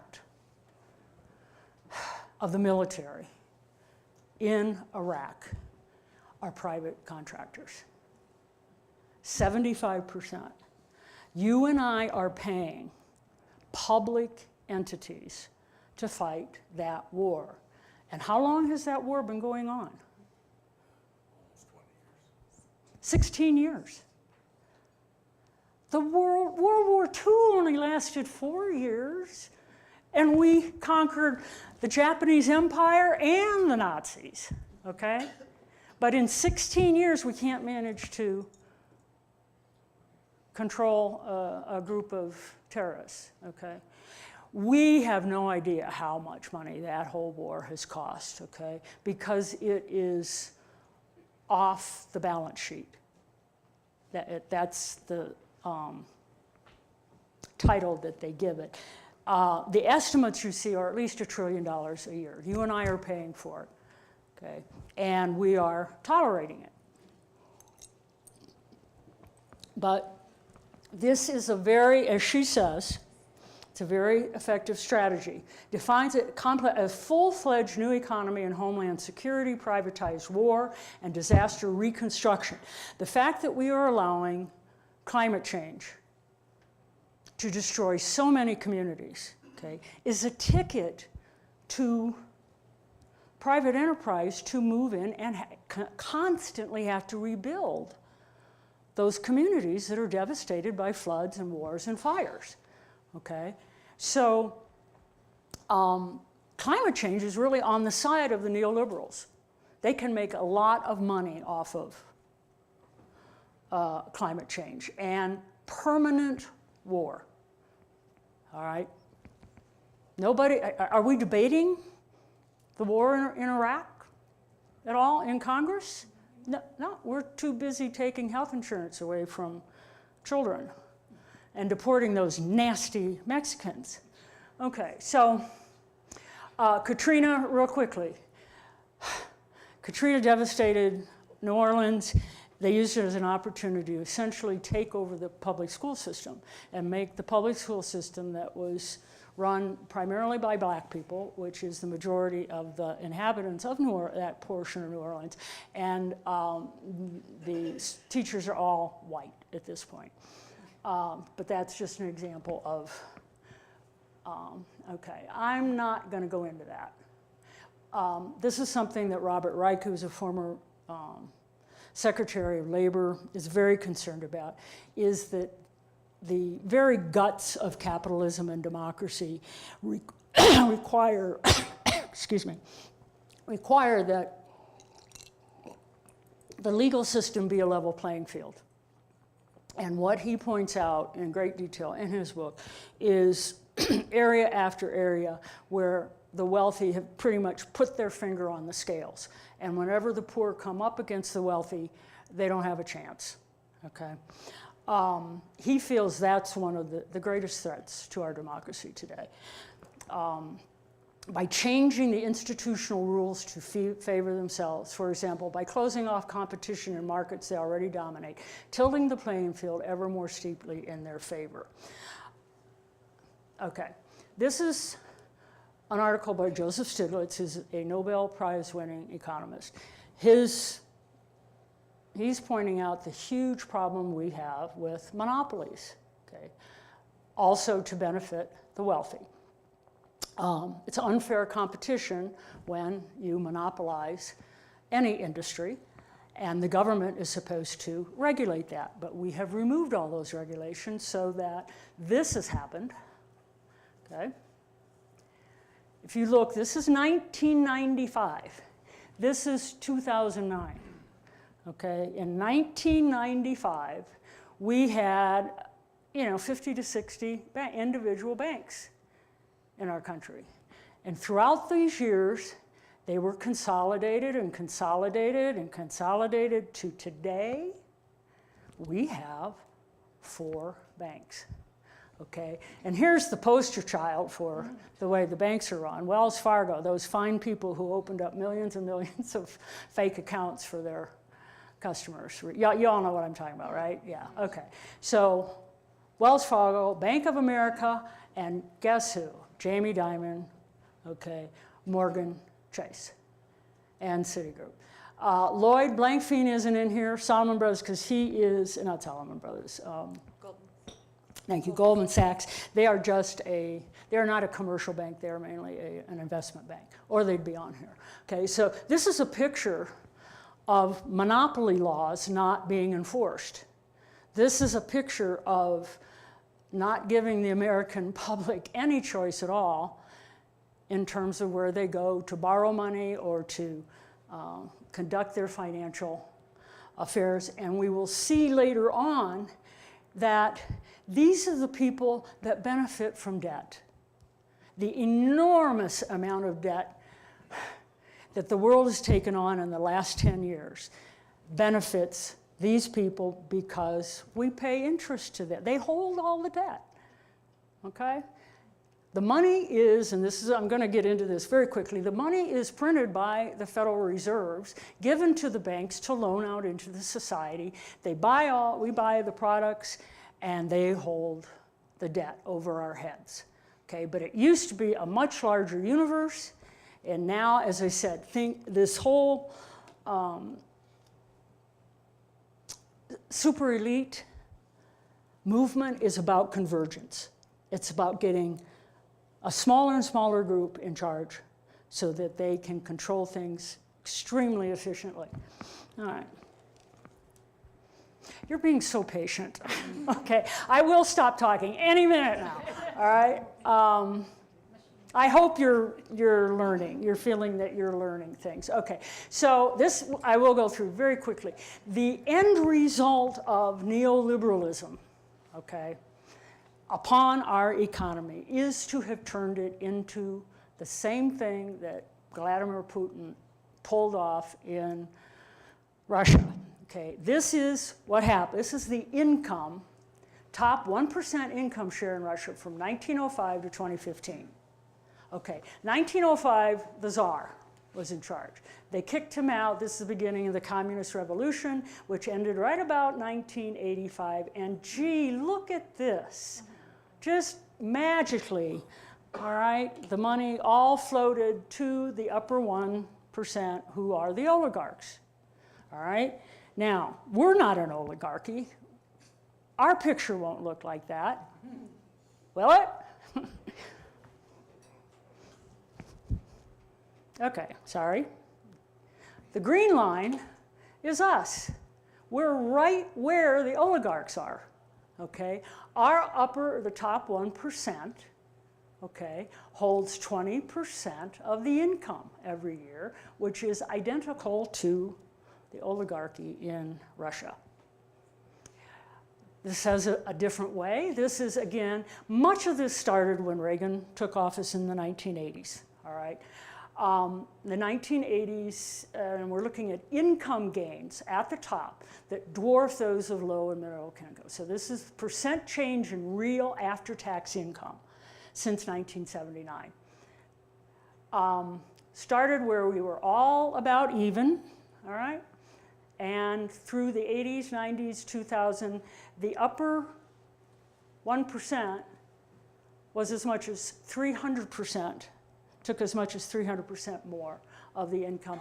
After the crash, this is the crash here, and now, unfortunately for them, they only get 200% of the annual income.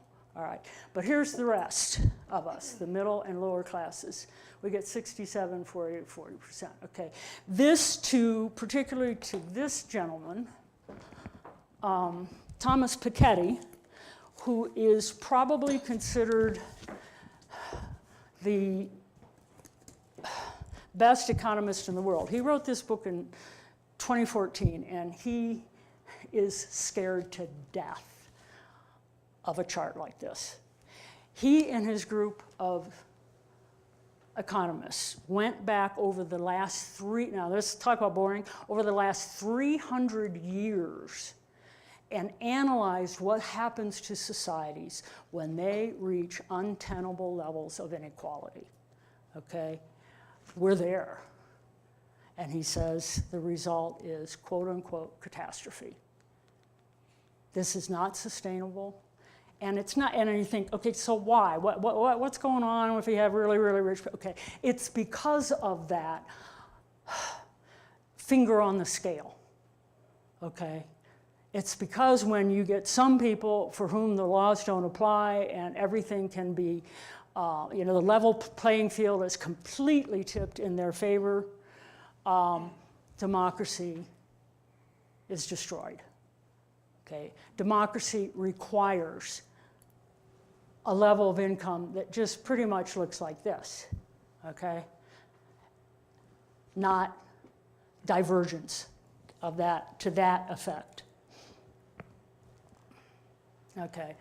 This is the distribution of economic growth in the US from 1980 to 2014. It's all gone to the upper 1/10 of 1%. Okay, so here, this is my little way of trying to make this clear. So the last go-around we had with this amount of inequality was the Gilded Age, the robber baron age. You've all heard of that. Okay, I know I'm old, but I actually wasn't alive during this time, okay? I just read about it. And look at the size here. I tried to make this clear. Again, convergence. The number of wealthy people today compared to the number of wealthy people then. It's a much smaller group, so they are much more efficient. And in the robber baron age, the wealthy were 9 times richer than the poorest. Today, the wealthy are 30 times richer than the poorest, okay? That's stunning, and it's unsustainable, all right? This is an historic level of disparity. The income of the top one, not the 1/10 of 1% even, but just the 1%, their average income is $1,300,000. And the average income of the middle and lower classes is around $40,000 to $50,000. That's not a society. Okay, that's an oligarchy. All right, and this is what Piketty says, and just bear with me because it's important. I want to be sure I've said it somewhere in this seminar, because this book was sold out before it was even translated into English. He published it in French. It became the #1 bestseller. And it was completely sold out in English before it even reached our shores, okay? Because he's explaining to us what is wrong and what is going to happen. And what is wrong, and this is pretty obtuse, okay? But here it is. What he's saying is whenever you have the inherited wealth, the people like Downton Abbey, right? All those people sat on their ass all day long, right? Mr. whoever he was, Mr. Downton or whatever, was always just sitting at a desk, you know, not really doing anything. Once in a while he went out and checked on the pigs, and that was about it, okay? And remember the lady the grandma, somebody asked her what she was doing for the weekend, and she was like, what's a weekend? Okay, all my days are the same, all right? So these people were completely out of it. And that's what you get when you get generation after generation of inherited wealth, okay? And we're there. Our oligarchs are making about 4 to 5% a year doing absolutely nothing. But that's where they do actually make nothing. But if they're invested in derivatives or something, they're making a lot more than that. But this is all it takes. Because as long as it's more than what the economy as a whole is making, and our economy over the last 10 years has averaged about 1%. That's all the average guy can make. Okay, if GDP isn't 4 to 5%, the average guy can't keep up with these people. Okay, and they just keep getting further and further and further away, and more, they absorb more and more of the assets. And one of his terms in here is the past eats the future. Does that make sense? They're living on past income. They've inherited it, and now they're growing it. But it's absorbing more and more of the wealth in the society. And at a certain point, there's nothing left to buy, okay, or to make. And we're there, okay? And this is what sold this book, is his insight, and well-documented insight. If you want your eyes to cross, you know, read the book, but it's very well done. But he cites example after example after example over the last 300 years where this has happened. And when private wealth dwarfs national income, catastrophe follows. Okay, that's why I'm giving this seminar, you guys. Okay, the evidence is piling up that we have to know what the heck is going on here, okay? This is not fake news, all right? Nobody who consumes fake news would take the time to read this, number one. Okay. Oh, I just blocked out the, okay. So,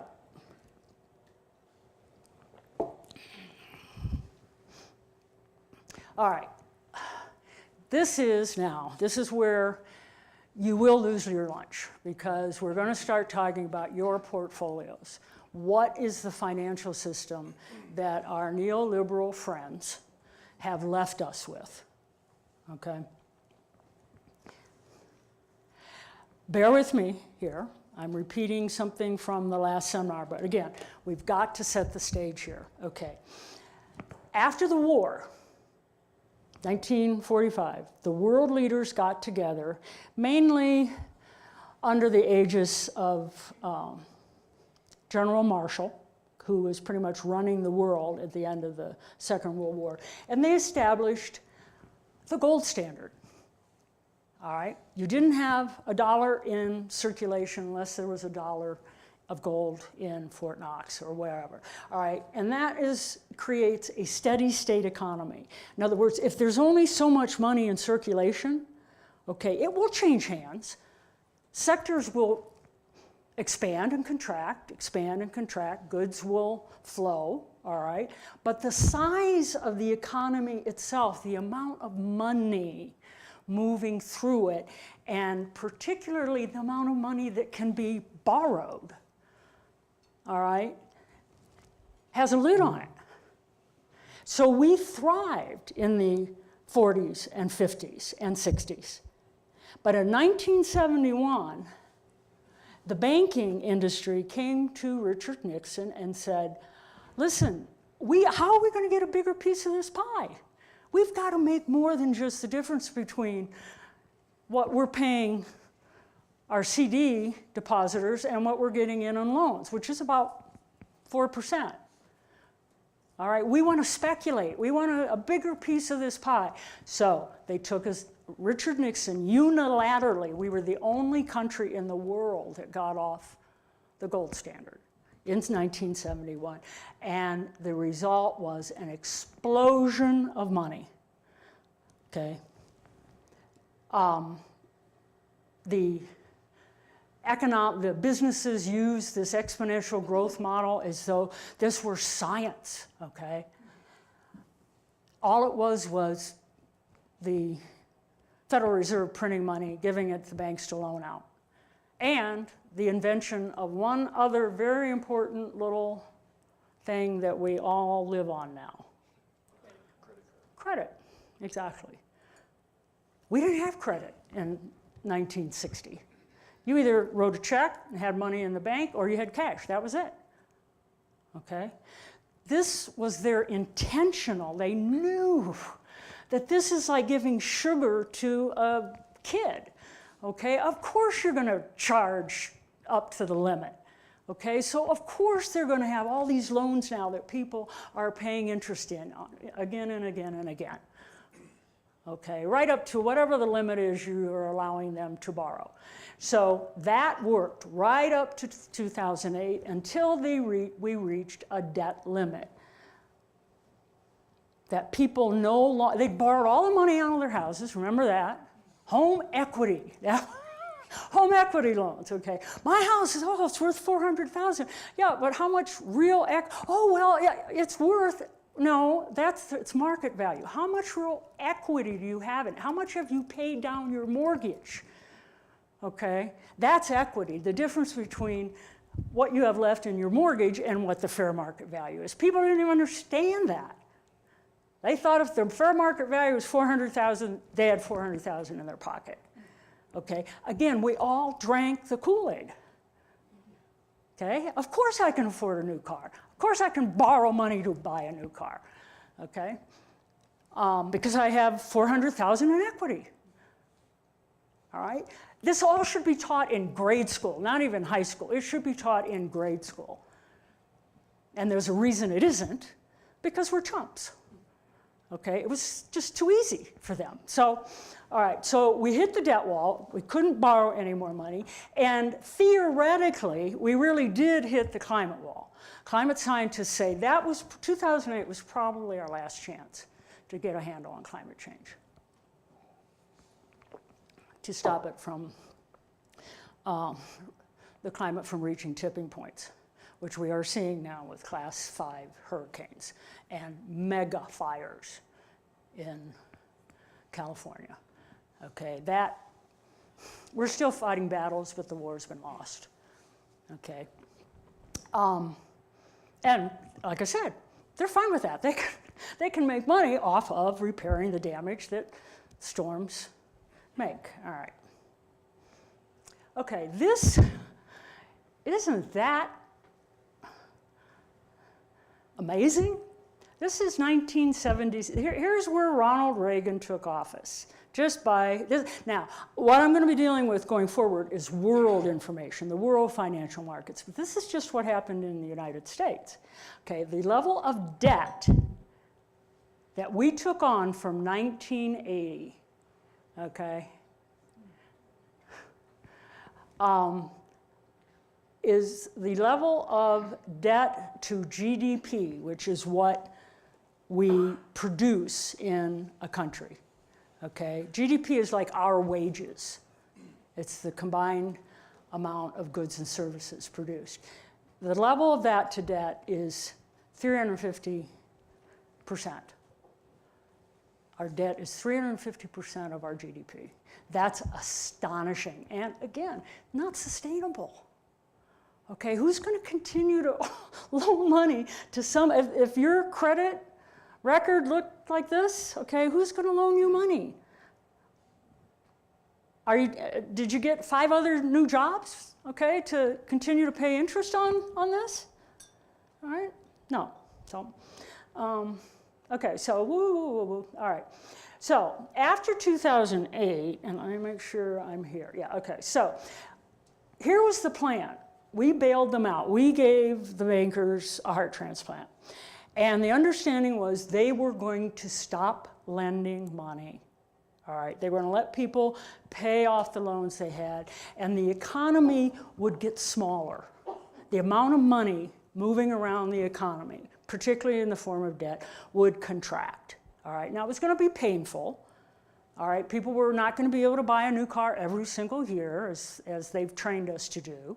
Okay, but it would have gotten us back to eventually a steady state economy. And many people today say that's going to be the solution, is we've got to get back on the gold standard.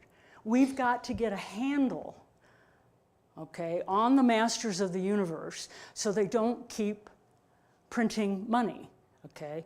And in a minute, I'll talk about who do they have printing all the money for them? All right. Okay. Just look at here we are. So here was the level of debt. This is in 1980 when Ronald took over. We had not even $1 trillion in debt. Okay? We had $900 billion in debt. And within 37 years, we ran up 142 trillion, and that's when the crash happened. And then we were supposed to reduce the debt. And did we? We added another about $100 trillion in debt after the crash. So this is Uncle Arnold, who had the big one, was supposed to lose weight, okay? And here he is 10 years later, and we're expecting that he's not going to have another big one? If the conditions are absolutely, well, actually they're worse than in 2007. Okay. Yeah, forget that, that's just, okay, so here we are. You've seen this at the end of the last seminar. But it's worse, okay, because the numbers are bigger, all right? So basically, this is what our financial system is composed of. We have $37 trillion in world bonds. Those are investments. That's actually, oh, we all stop and all stare at Vicki now when she turns her phone. Turns her phone off, all right. These are investments, as are world stocks, even though the market at 26,000 doesn't really represent investing. It's a lot of algorithmic risk-taking. Let's just leave it at that. But we'll call it an investment, 76 trillion. And then about the same amount in GDP, okay? This is the amount now of world debt, public and private. It's really, and this is where the instability comes in, it's zombie economics, all right? Up to the point of 2007, we believed in free market fundamentalism. The markets will take care of us. Just let the corporate experts run the businesses of the world and it will take care of us. That was all debunked by the crash of 2007, all right? By the amount of debt that they took on in their banks, they were insolvent, and in the level of financial derivatives, which are just wagers, okay, that they engaged in with their depositors' money. Okay, so that economic system lost all credibility in 2007. Anyone who actually understood what happened, okay, knows that this is kind of like, you know, the story of the emperor's new clothes, right? Everybody's kind of shaking their head, okay. The emperor who has all the power is walking around naked, but in his deranged mind, he thinks he's got these zippy new clothes, right? And his subjects, who are so cowed by him, are saying, oh, your new clothes are wonderful, your new, okay, so that's zombie economics, all right? We all know these people don't know how to run the world, and yet we're comfortable just kind of getting by with whatever it is they're doing and believing in them, because they are so powerful and they are so rich. I mean, I don't know how many conversations I've had, not with you folks, but with my friends, people that I meet, is that, well, you know, they're good businessmen, all right? These successful businessmen know what they're doing, right? I mean, we all kind of want to think that. And what they're doing is what Tim Geithner described here. They're just inventing it as they go along. They have no idea what the consequences of this is, okay? There is no end game here, all right? They don't have any plan to pay off the debt. And as if this weren't bad enough, all right. Okay. On top of all of that is balanced now $1 quadrillion in financial derivatives. Okay. And you all know what financial derivatives are, right? Because I have been talking about them nonstop since the crisis. But just to refresh your mind, am I okay? Oh no, I can't, have to go back. Okay. These aren't investments. This is not showing you that there is $1 quadrillion invested in anything, okay? These are wagers. $1 quadrillion is being wagered every day by the banks. You can see the top US banks have $222 trillion exposure to this, all right? What derivatives are, and again, they are unregulated. Nobody tells them how to do it, what to do. They're not accountable. Okay, if they send the world over the cliff again, they're not responsible. A derivative means that, and it's usually the investment bankers, they bring two counterparties together. They arrive at amount they're willing to bet. It's called a notional amount. Could be $1 million, could be $1 billion, could be $1 trillion, all right? And then they contract for that amount. They set a date, say by March 5th, and the bet is that interest rates will be at 2.25 on the 30-year Treasury, okay?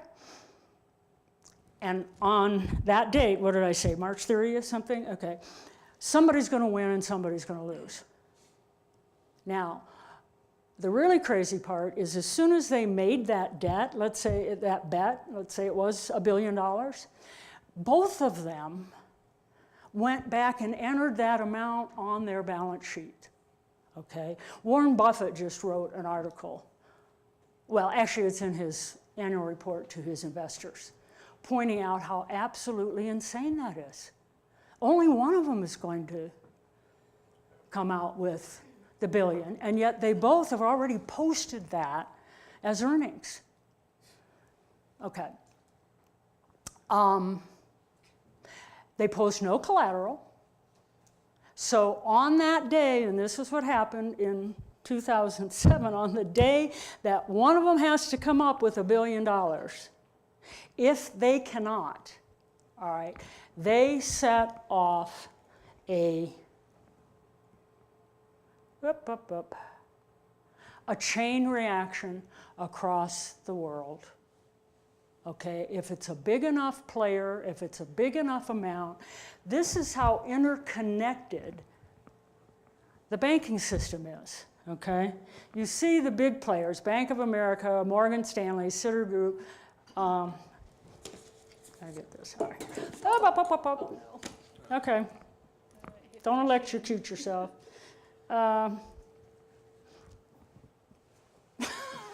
Craig, am I going to, set off a? No, it's fine. All right. Thank you. Let's put this under. Thank you. Just Yeah. leave it elevated. Okay. Fine. Thank you. Okay. Now there's a chain reaction. Thank you. All right. So if one of the major players can't deliver, and I don't know why I have that on the screen now. What happened to my, here it is. Okay. All right. So Craig, what am I doing? Well,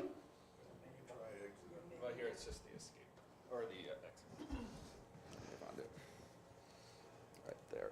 Okay. Thank you. Remember, point at the thing. Oh, yeah, that's, well, I think I wasn't I? All right, anyway. Okay, so what is scary is not these big dark lines. What's scary is all of the smaller connections. It's like a ball of rubber bands, okay? All intertwined. And that is our financial system, our worldwide financial system. They're all involved in the derivative markets, and they all, as soon as they made that bet of $1 billion, they immediately made 5 other bets on what they were going to do with that billion once they won, okay? And then, of course, they've got 37 other derivative contracts going on where they've bet other billions, and they've committed themselves to a whole network of other billion-dollar contracts, all right? This is insane. Okay, this is greed, this is mania. This is what you end up with when you've taken greed to a level of madness. Okay, because if you look at this, who's benefiting from this model? Okay, the people that have the biggest circle. And that's the banks. Everybody owes the banks. So they literally do run the world. And as we heard, they run this thing one day at a time. They just invent it as they go along. Nobody's ever had an economic model like this before because there's never been this amount of money in the world. All right? Everyone who testified at the congressional hearings after the collapse in 2007, everyone, including Robert Bookstaber, who was the first inventor of a derivative, everyone said, you've got to shut this market down, make it illegal. Okay, Warren Buffett calls it a financial weapon of mass destruction. Yeah. Financial derivatives are weapons of mass destruction in the financial markets. They're just, in this recent annual report, he referred to them as time bombs. Okay? It's just a matter of time before this whole unregulated mess, there's no transparency. At the end of the day, unlike the Dow, we know it went up 100 points or down 100 points. No one, including the players, has any idea what's going on other than with their own contracts. Okay. And interestingly enough, okay, remember Lloyd Blankfein? Okay. 50% of Goldman Sachs revenue is made by trading derivatives. That's all you need to know. Okay. The two largest banks in the world are Morgan Stanley and Goldman Sachs. And one of them makes 50% of their revenue from trading unregulated, crazy risk level derivatives. All right. And this is why I keep you in bonds, okay? This is why we are invested in these. And that the only way we participate in the stock market is being hedged up to, not up to our ears, about up to our waist, okay? We cannot afford to play unhedged with these characters. All right. Oh, no, I think we have more to go. Okay. I'm going to read something to you that I am not really sure of. But the question that begs to be asked is, where's the money coming from?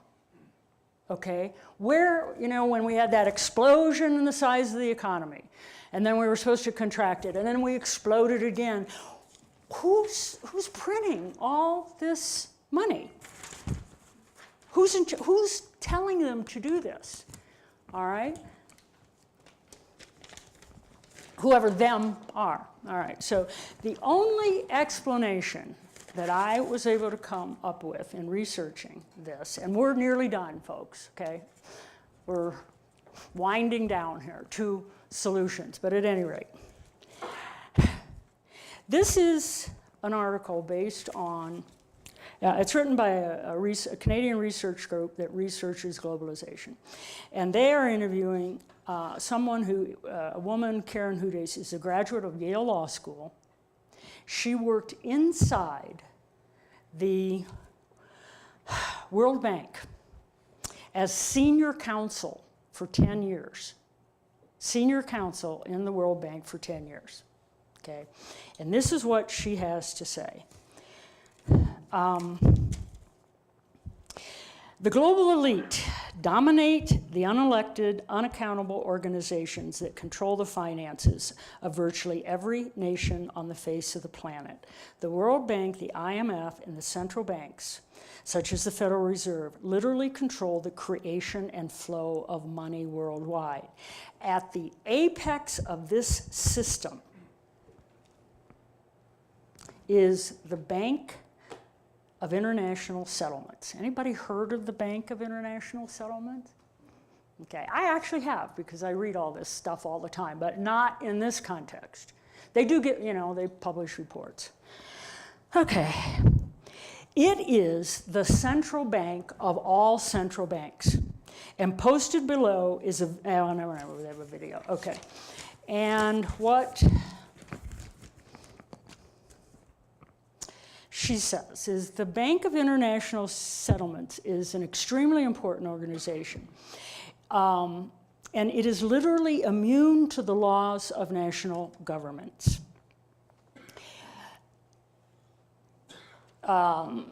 she talks about these global economy meetings that are held in Basel, which is the headquarters of the Bank of International Settlements.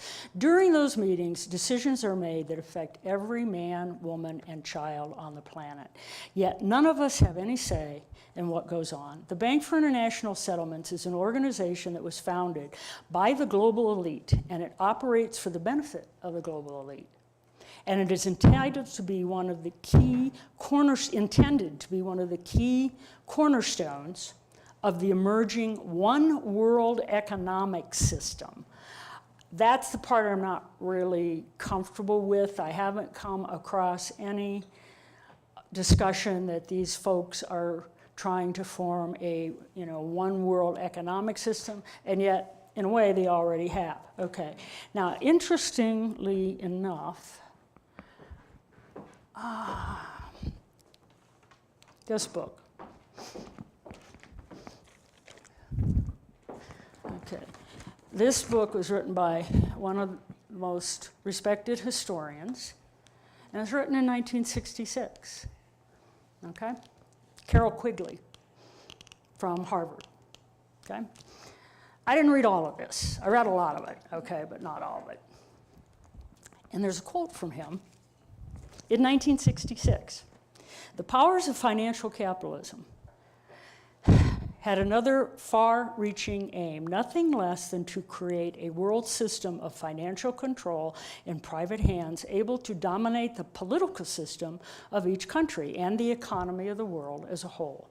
This system was to be controlled in a feudalist fashion by the central banks of the world, acting in concert by secret agreements arrived at in frequent private meetings and conferences.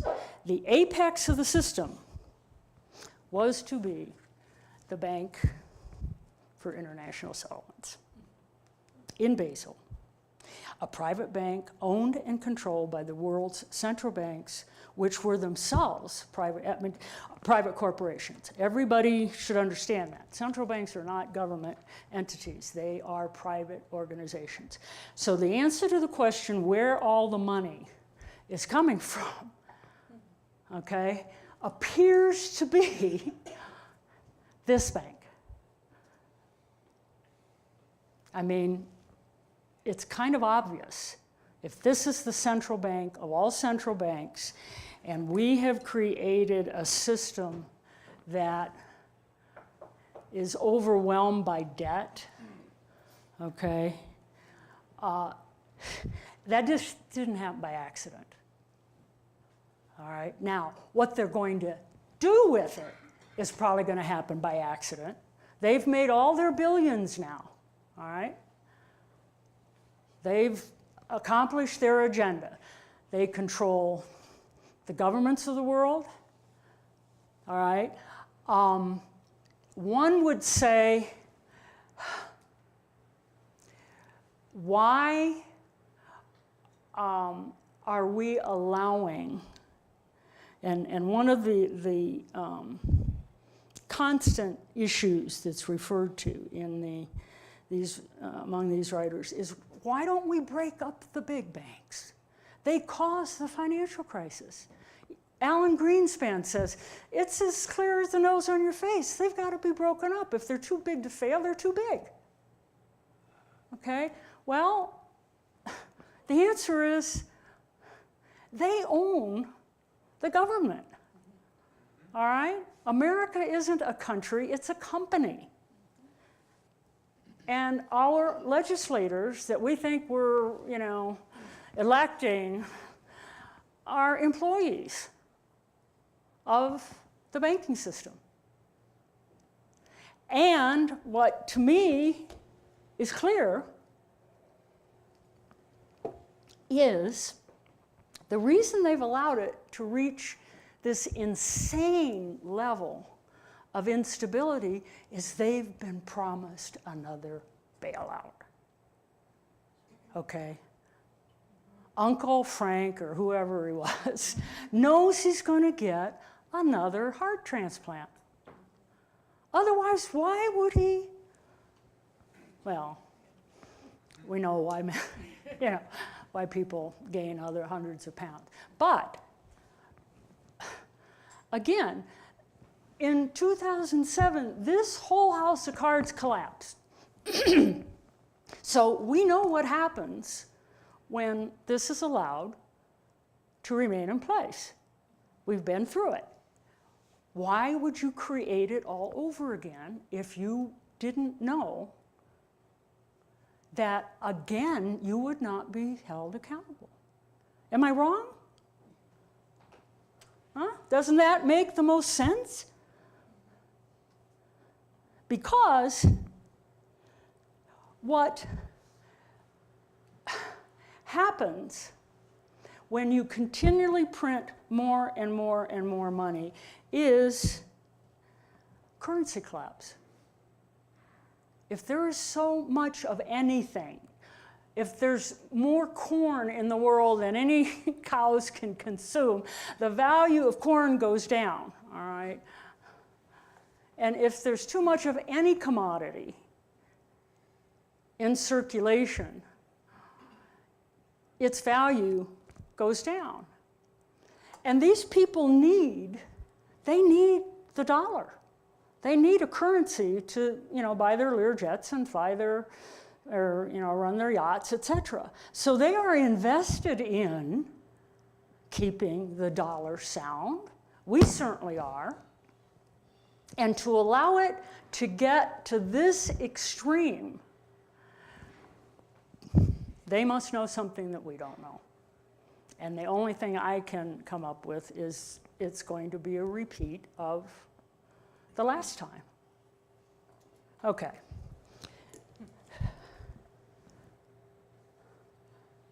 Solutions. All right. What these folks are saying is the only way we're going to get out of this mess of having a global economy without global governance is we're going to have to create the governance. We have 68,000 international organizations, okay, that, as David Rothkopf says, are either dysfunctional or they're weak and dysfunctional, okay? Like the United Nations. The United Nations doesn't do anything. If they did, the war in Syria would be over, and so would the war in Iraq, all right? So what nations are going to have to do, can I turn this off?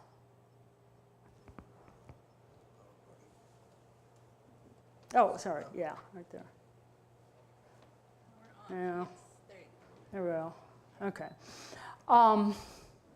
What they say is, what nations are going to have to do is cede, C-E-D-E, okay, as in give up, part of their national sovereignty and empower an international governance, not government. Nobody wants one government. We're all terrified of that, okay?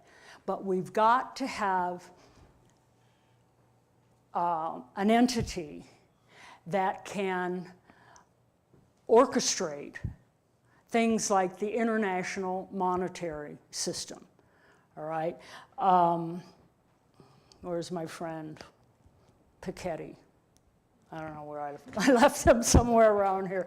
Oh, okay, all right, thank you. Thomas Piketty says, what we have to do is institute a global wealth tax. All right, if people are making $1 billion a year, they're making $1 billion, they don't have $1 billion, they're making $1 billion a year. So that means they probably have multi-billions, and they're not paying any taxes. They've found all the loopholes, they're not paying it in this country, they're paying it over here where they don't really get taxed, et cetera, et cetera.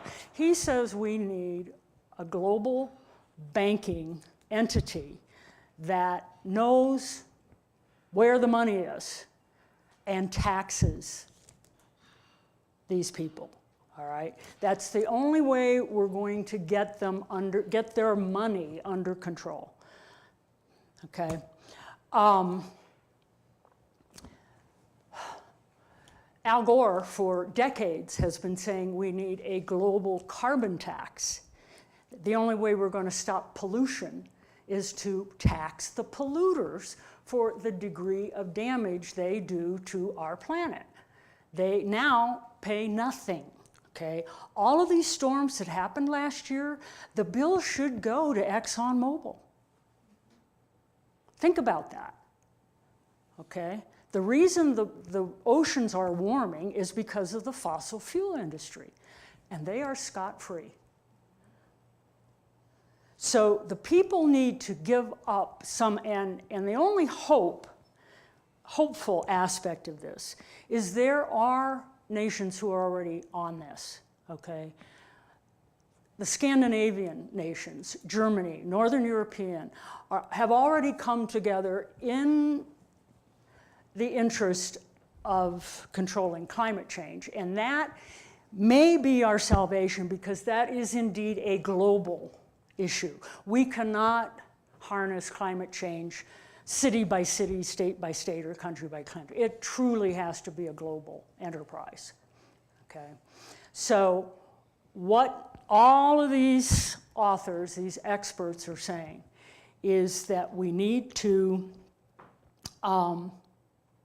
truly start thinking of ourselves as global citizens, as opposed to German and American and Venezuelan, okay? Because in reality, the nation-state system is obsolete anyway. Doesn't work that way anymore, okay?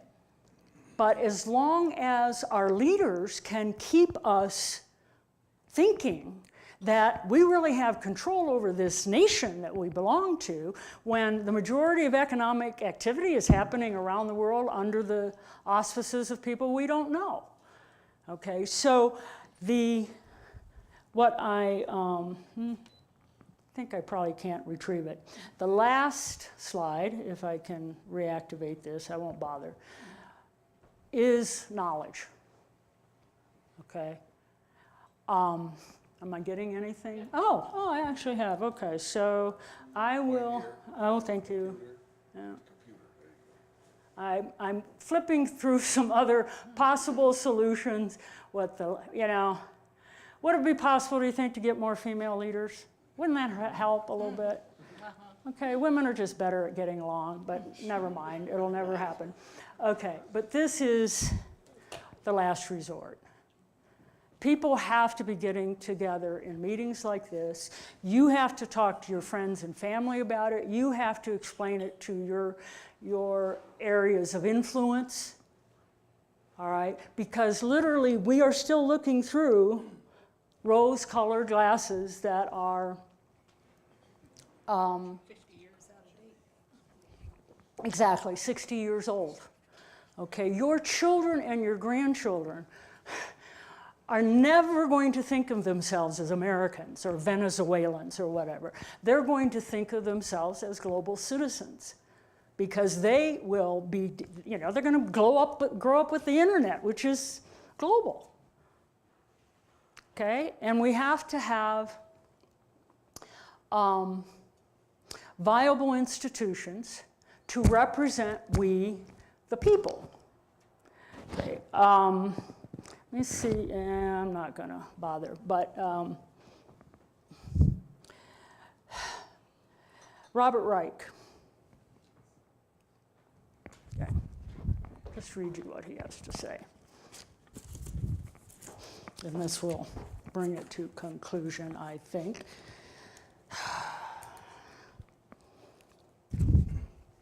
Okay. The market's a human creation. We have to recognize that, okay? These guys are winging it. They don't know what they're doing. They're no better at it than we are, all right? So we've got to grow beyond this notion that the market is under somebody's control. The central question is who shapes the rules for the purpose? Okay, if they continue to have unbridled influence over the rules and they gain control of the assets at the core of the new wave of innovation, which is the computer or the mechanized world, they will end up with almost all the wealth, all the income, and all the political power. Now, this is a former Secretary of Labor, okay? This isn't some Breitbart, whatever. Okay. That result is no more in their interest than in the interest of the rest of the population. Because under such conditions, an economy and a society cannot endure. The coming challenge is not to technology or to economics. it is a challenge to democracy. The critical debate for the future is not about the size of government, it's about whom government is for. The central choice is not between free market and government, it is between a market organized for broadly based prosperity and one designed to deliver almost all of the gains to few at the top. Okay, that's not it, what we're after. The pertinent issue is not how much to be taxed away from the wealthy and redistributed. Okay. It is how to design the rules of the market so the economy generates it on its own, generates what most people would consider a fair distribution. Okay, last paragraph, this is what I want to read. The vast majority of the nation's citizens do have the power to alter the rules of the market to meet their needs, but to exercise that power, they must understand what is happening and where their own interests lie. And they must join together.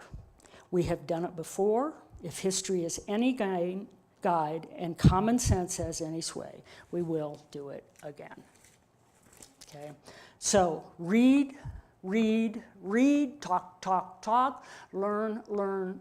It's our only weapon.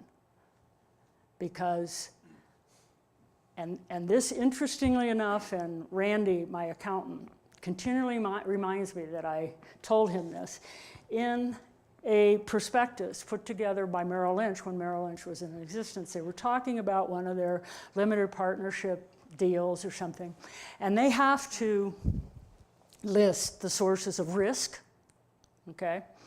And right in that prospectus that was being evaluated by the SEC, they listed as a major source of risk that the people will find out what we're doing.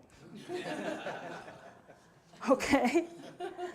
So that's what we have to do, all right? Whether we rise up with pitchforks and lanterns or whatever, okay, we can no longer be chumps, okay? We have to know who they are and be prepared. Unfortunately, I think for my clients, we're going to go through a crash, okay? I think that is clear by the charts, the inequity, the size of the risks that we're facing. We're going to have to go through another crash. What the result of that is, if the politicians, if they make us, you know, the payer of last resort again, and we go along with it again, all right, we have only ourselves to blame. What is it? Fool me once, shame on me, or whatever, shame on you, fool me twice, shame on me, okay? So, but the direction is definitely toward a global mechanism to bring these folks under control. But until we all know who they are and what they're doing, okay, it's not going to happen. Any questions? Thank you. You've been so patient. I appreciate your attention. Oh, thank you. Okay. Anybody have any questions? Yes, sure, Tim. How is today's ratio of derivatives to U.S. GDP compared to the same ratio back in 2007? You know what? I'm sorry. How does the ratio of derivative to GDP? Yeah. What? Today compared to 2007. Oh, well, good question, thank you. In 2007, the derivative market was $680 trillion. Okay, and today it's 1 quadrillion. So you do the math on that, all right? It's way worse now than Oh, totally, yeah, completely. Thank you for that question. That's an excellent question. Did everybody hear it? When at the level of the crash, and the amount of derivatives we had was definitely contributed to the crash. The size of the derivative market was 680 trillion, and today it's 1 quadrillion. Okay, so again, Uncle Frank's tummy has gotten a great deal. Oh no, no, GDP is flat for all practical purposes. Yeah. Yeah. So today, I didn't get the number. What is it today? 1 quadrillion. The size of the derivative market, Yeah. $1 quadrillion. Quadrillion. Now, think about that, folks. Okay, a trillion is 1,000 billion. right? So 1 quadrillion is 1,000 trillion dollars. That's why I say there's madness here. Okay. Anybody else? Still awake? Okay. A book list you can send us? Pardon? A book list that you can Yes, we will, Vicki just asked if there's a book list. We will put my research sources on the website. And no, okay, my clients, no, this isn't the end of the story, okay? I will continually, and this is why I thank you for spending the time, the seminar, because my investment strategy obviously is going to continue to factor that in, all right? And so I will talk to you personally, I will talk to you in newsletters as this works itself out. But as I said, it will probably be pretty messy because of the nature of the imbalance. Okay. Yes, anybody else? Yeah, Bill. So, a strategy for survival Yeah. financially, or is there a possibility of a financial survival period Well, that's, for individuals? Small Okay, individuals yeah. like ourselves. that's, Bill's question is, how does an individual survive this? You invest your money the way I tell you to, so I think that's done. Okay, Because if that collapses, then Mm-hmm. anyone without money, the young will die and the old will die, and anyone on serious prescription medical will die, Mm-hmm. which will reduce the population significantly. That's a given. Well, Those are givens, pretty much. yes. But you're talking more in terms of governmental social programs that will collapse because they won't be Well, funded. And if you don't have enough money to buy Well, more, they will not be Yes, available. but what I'm saying, and I don't mean to be facetious about it, okay? So the way I have your investments situated is in individual corporations like Microsoft and Apple and Comcast, et cetera, okay? That's different than the stock market, all right? As long as those individual companies exist, and unless they have participated in the derivative game, if you think about what happened in 2007, the majority of the big companies did fine. Yeah, the General Motors and the automobile industry had some major problems, but for the most part, the good quality, financed corporations, because they still had a good product, okay, were fine. And so they would be able, if your money is in their bonds, they're going to be able to pay back your principal at maturity and your interest, okay? And then the other aspect of it is the degree to which, and I have clients who, and I cannot argue with them, they definitely want to take risks because the yield on bonds has been kept artificially low in order to continue to circulate people borrowing, okay? If the rates go up, you stop borrowing. Well, they want you to continue to borrow so you continue to spend money, all right, to keep the economy alive. All right, so the rate of return on bonds is nothing to write home about, all right? So I have clients who really, really want to take more risk. And the only sensible way to do that is in hedged equities, okay? And basically what that means is you buy a stock, but at the same time you buy assets that when that stock goes down, these assets will go up, okay? That's a hedge, all right? And Capital Wealth Planning is an organization that I basically have hired to do that, and that's all they do, and they are experts at it. And in the crash of 2007, the market went down 57%, they went down 13%. Will that happen again? I don't know, but that's the answer to your question. The best we can do right now is, To follow that up, an EMP burst, a major EMP burst is considered way overdue.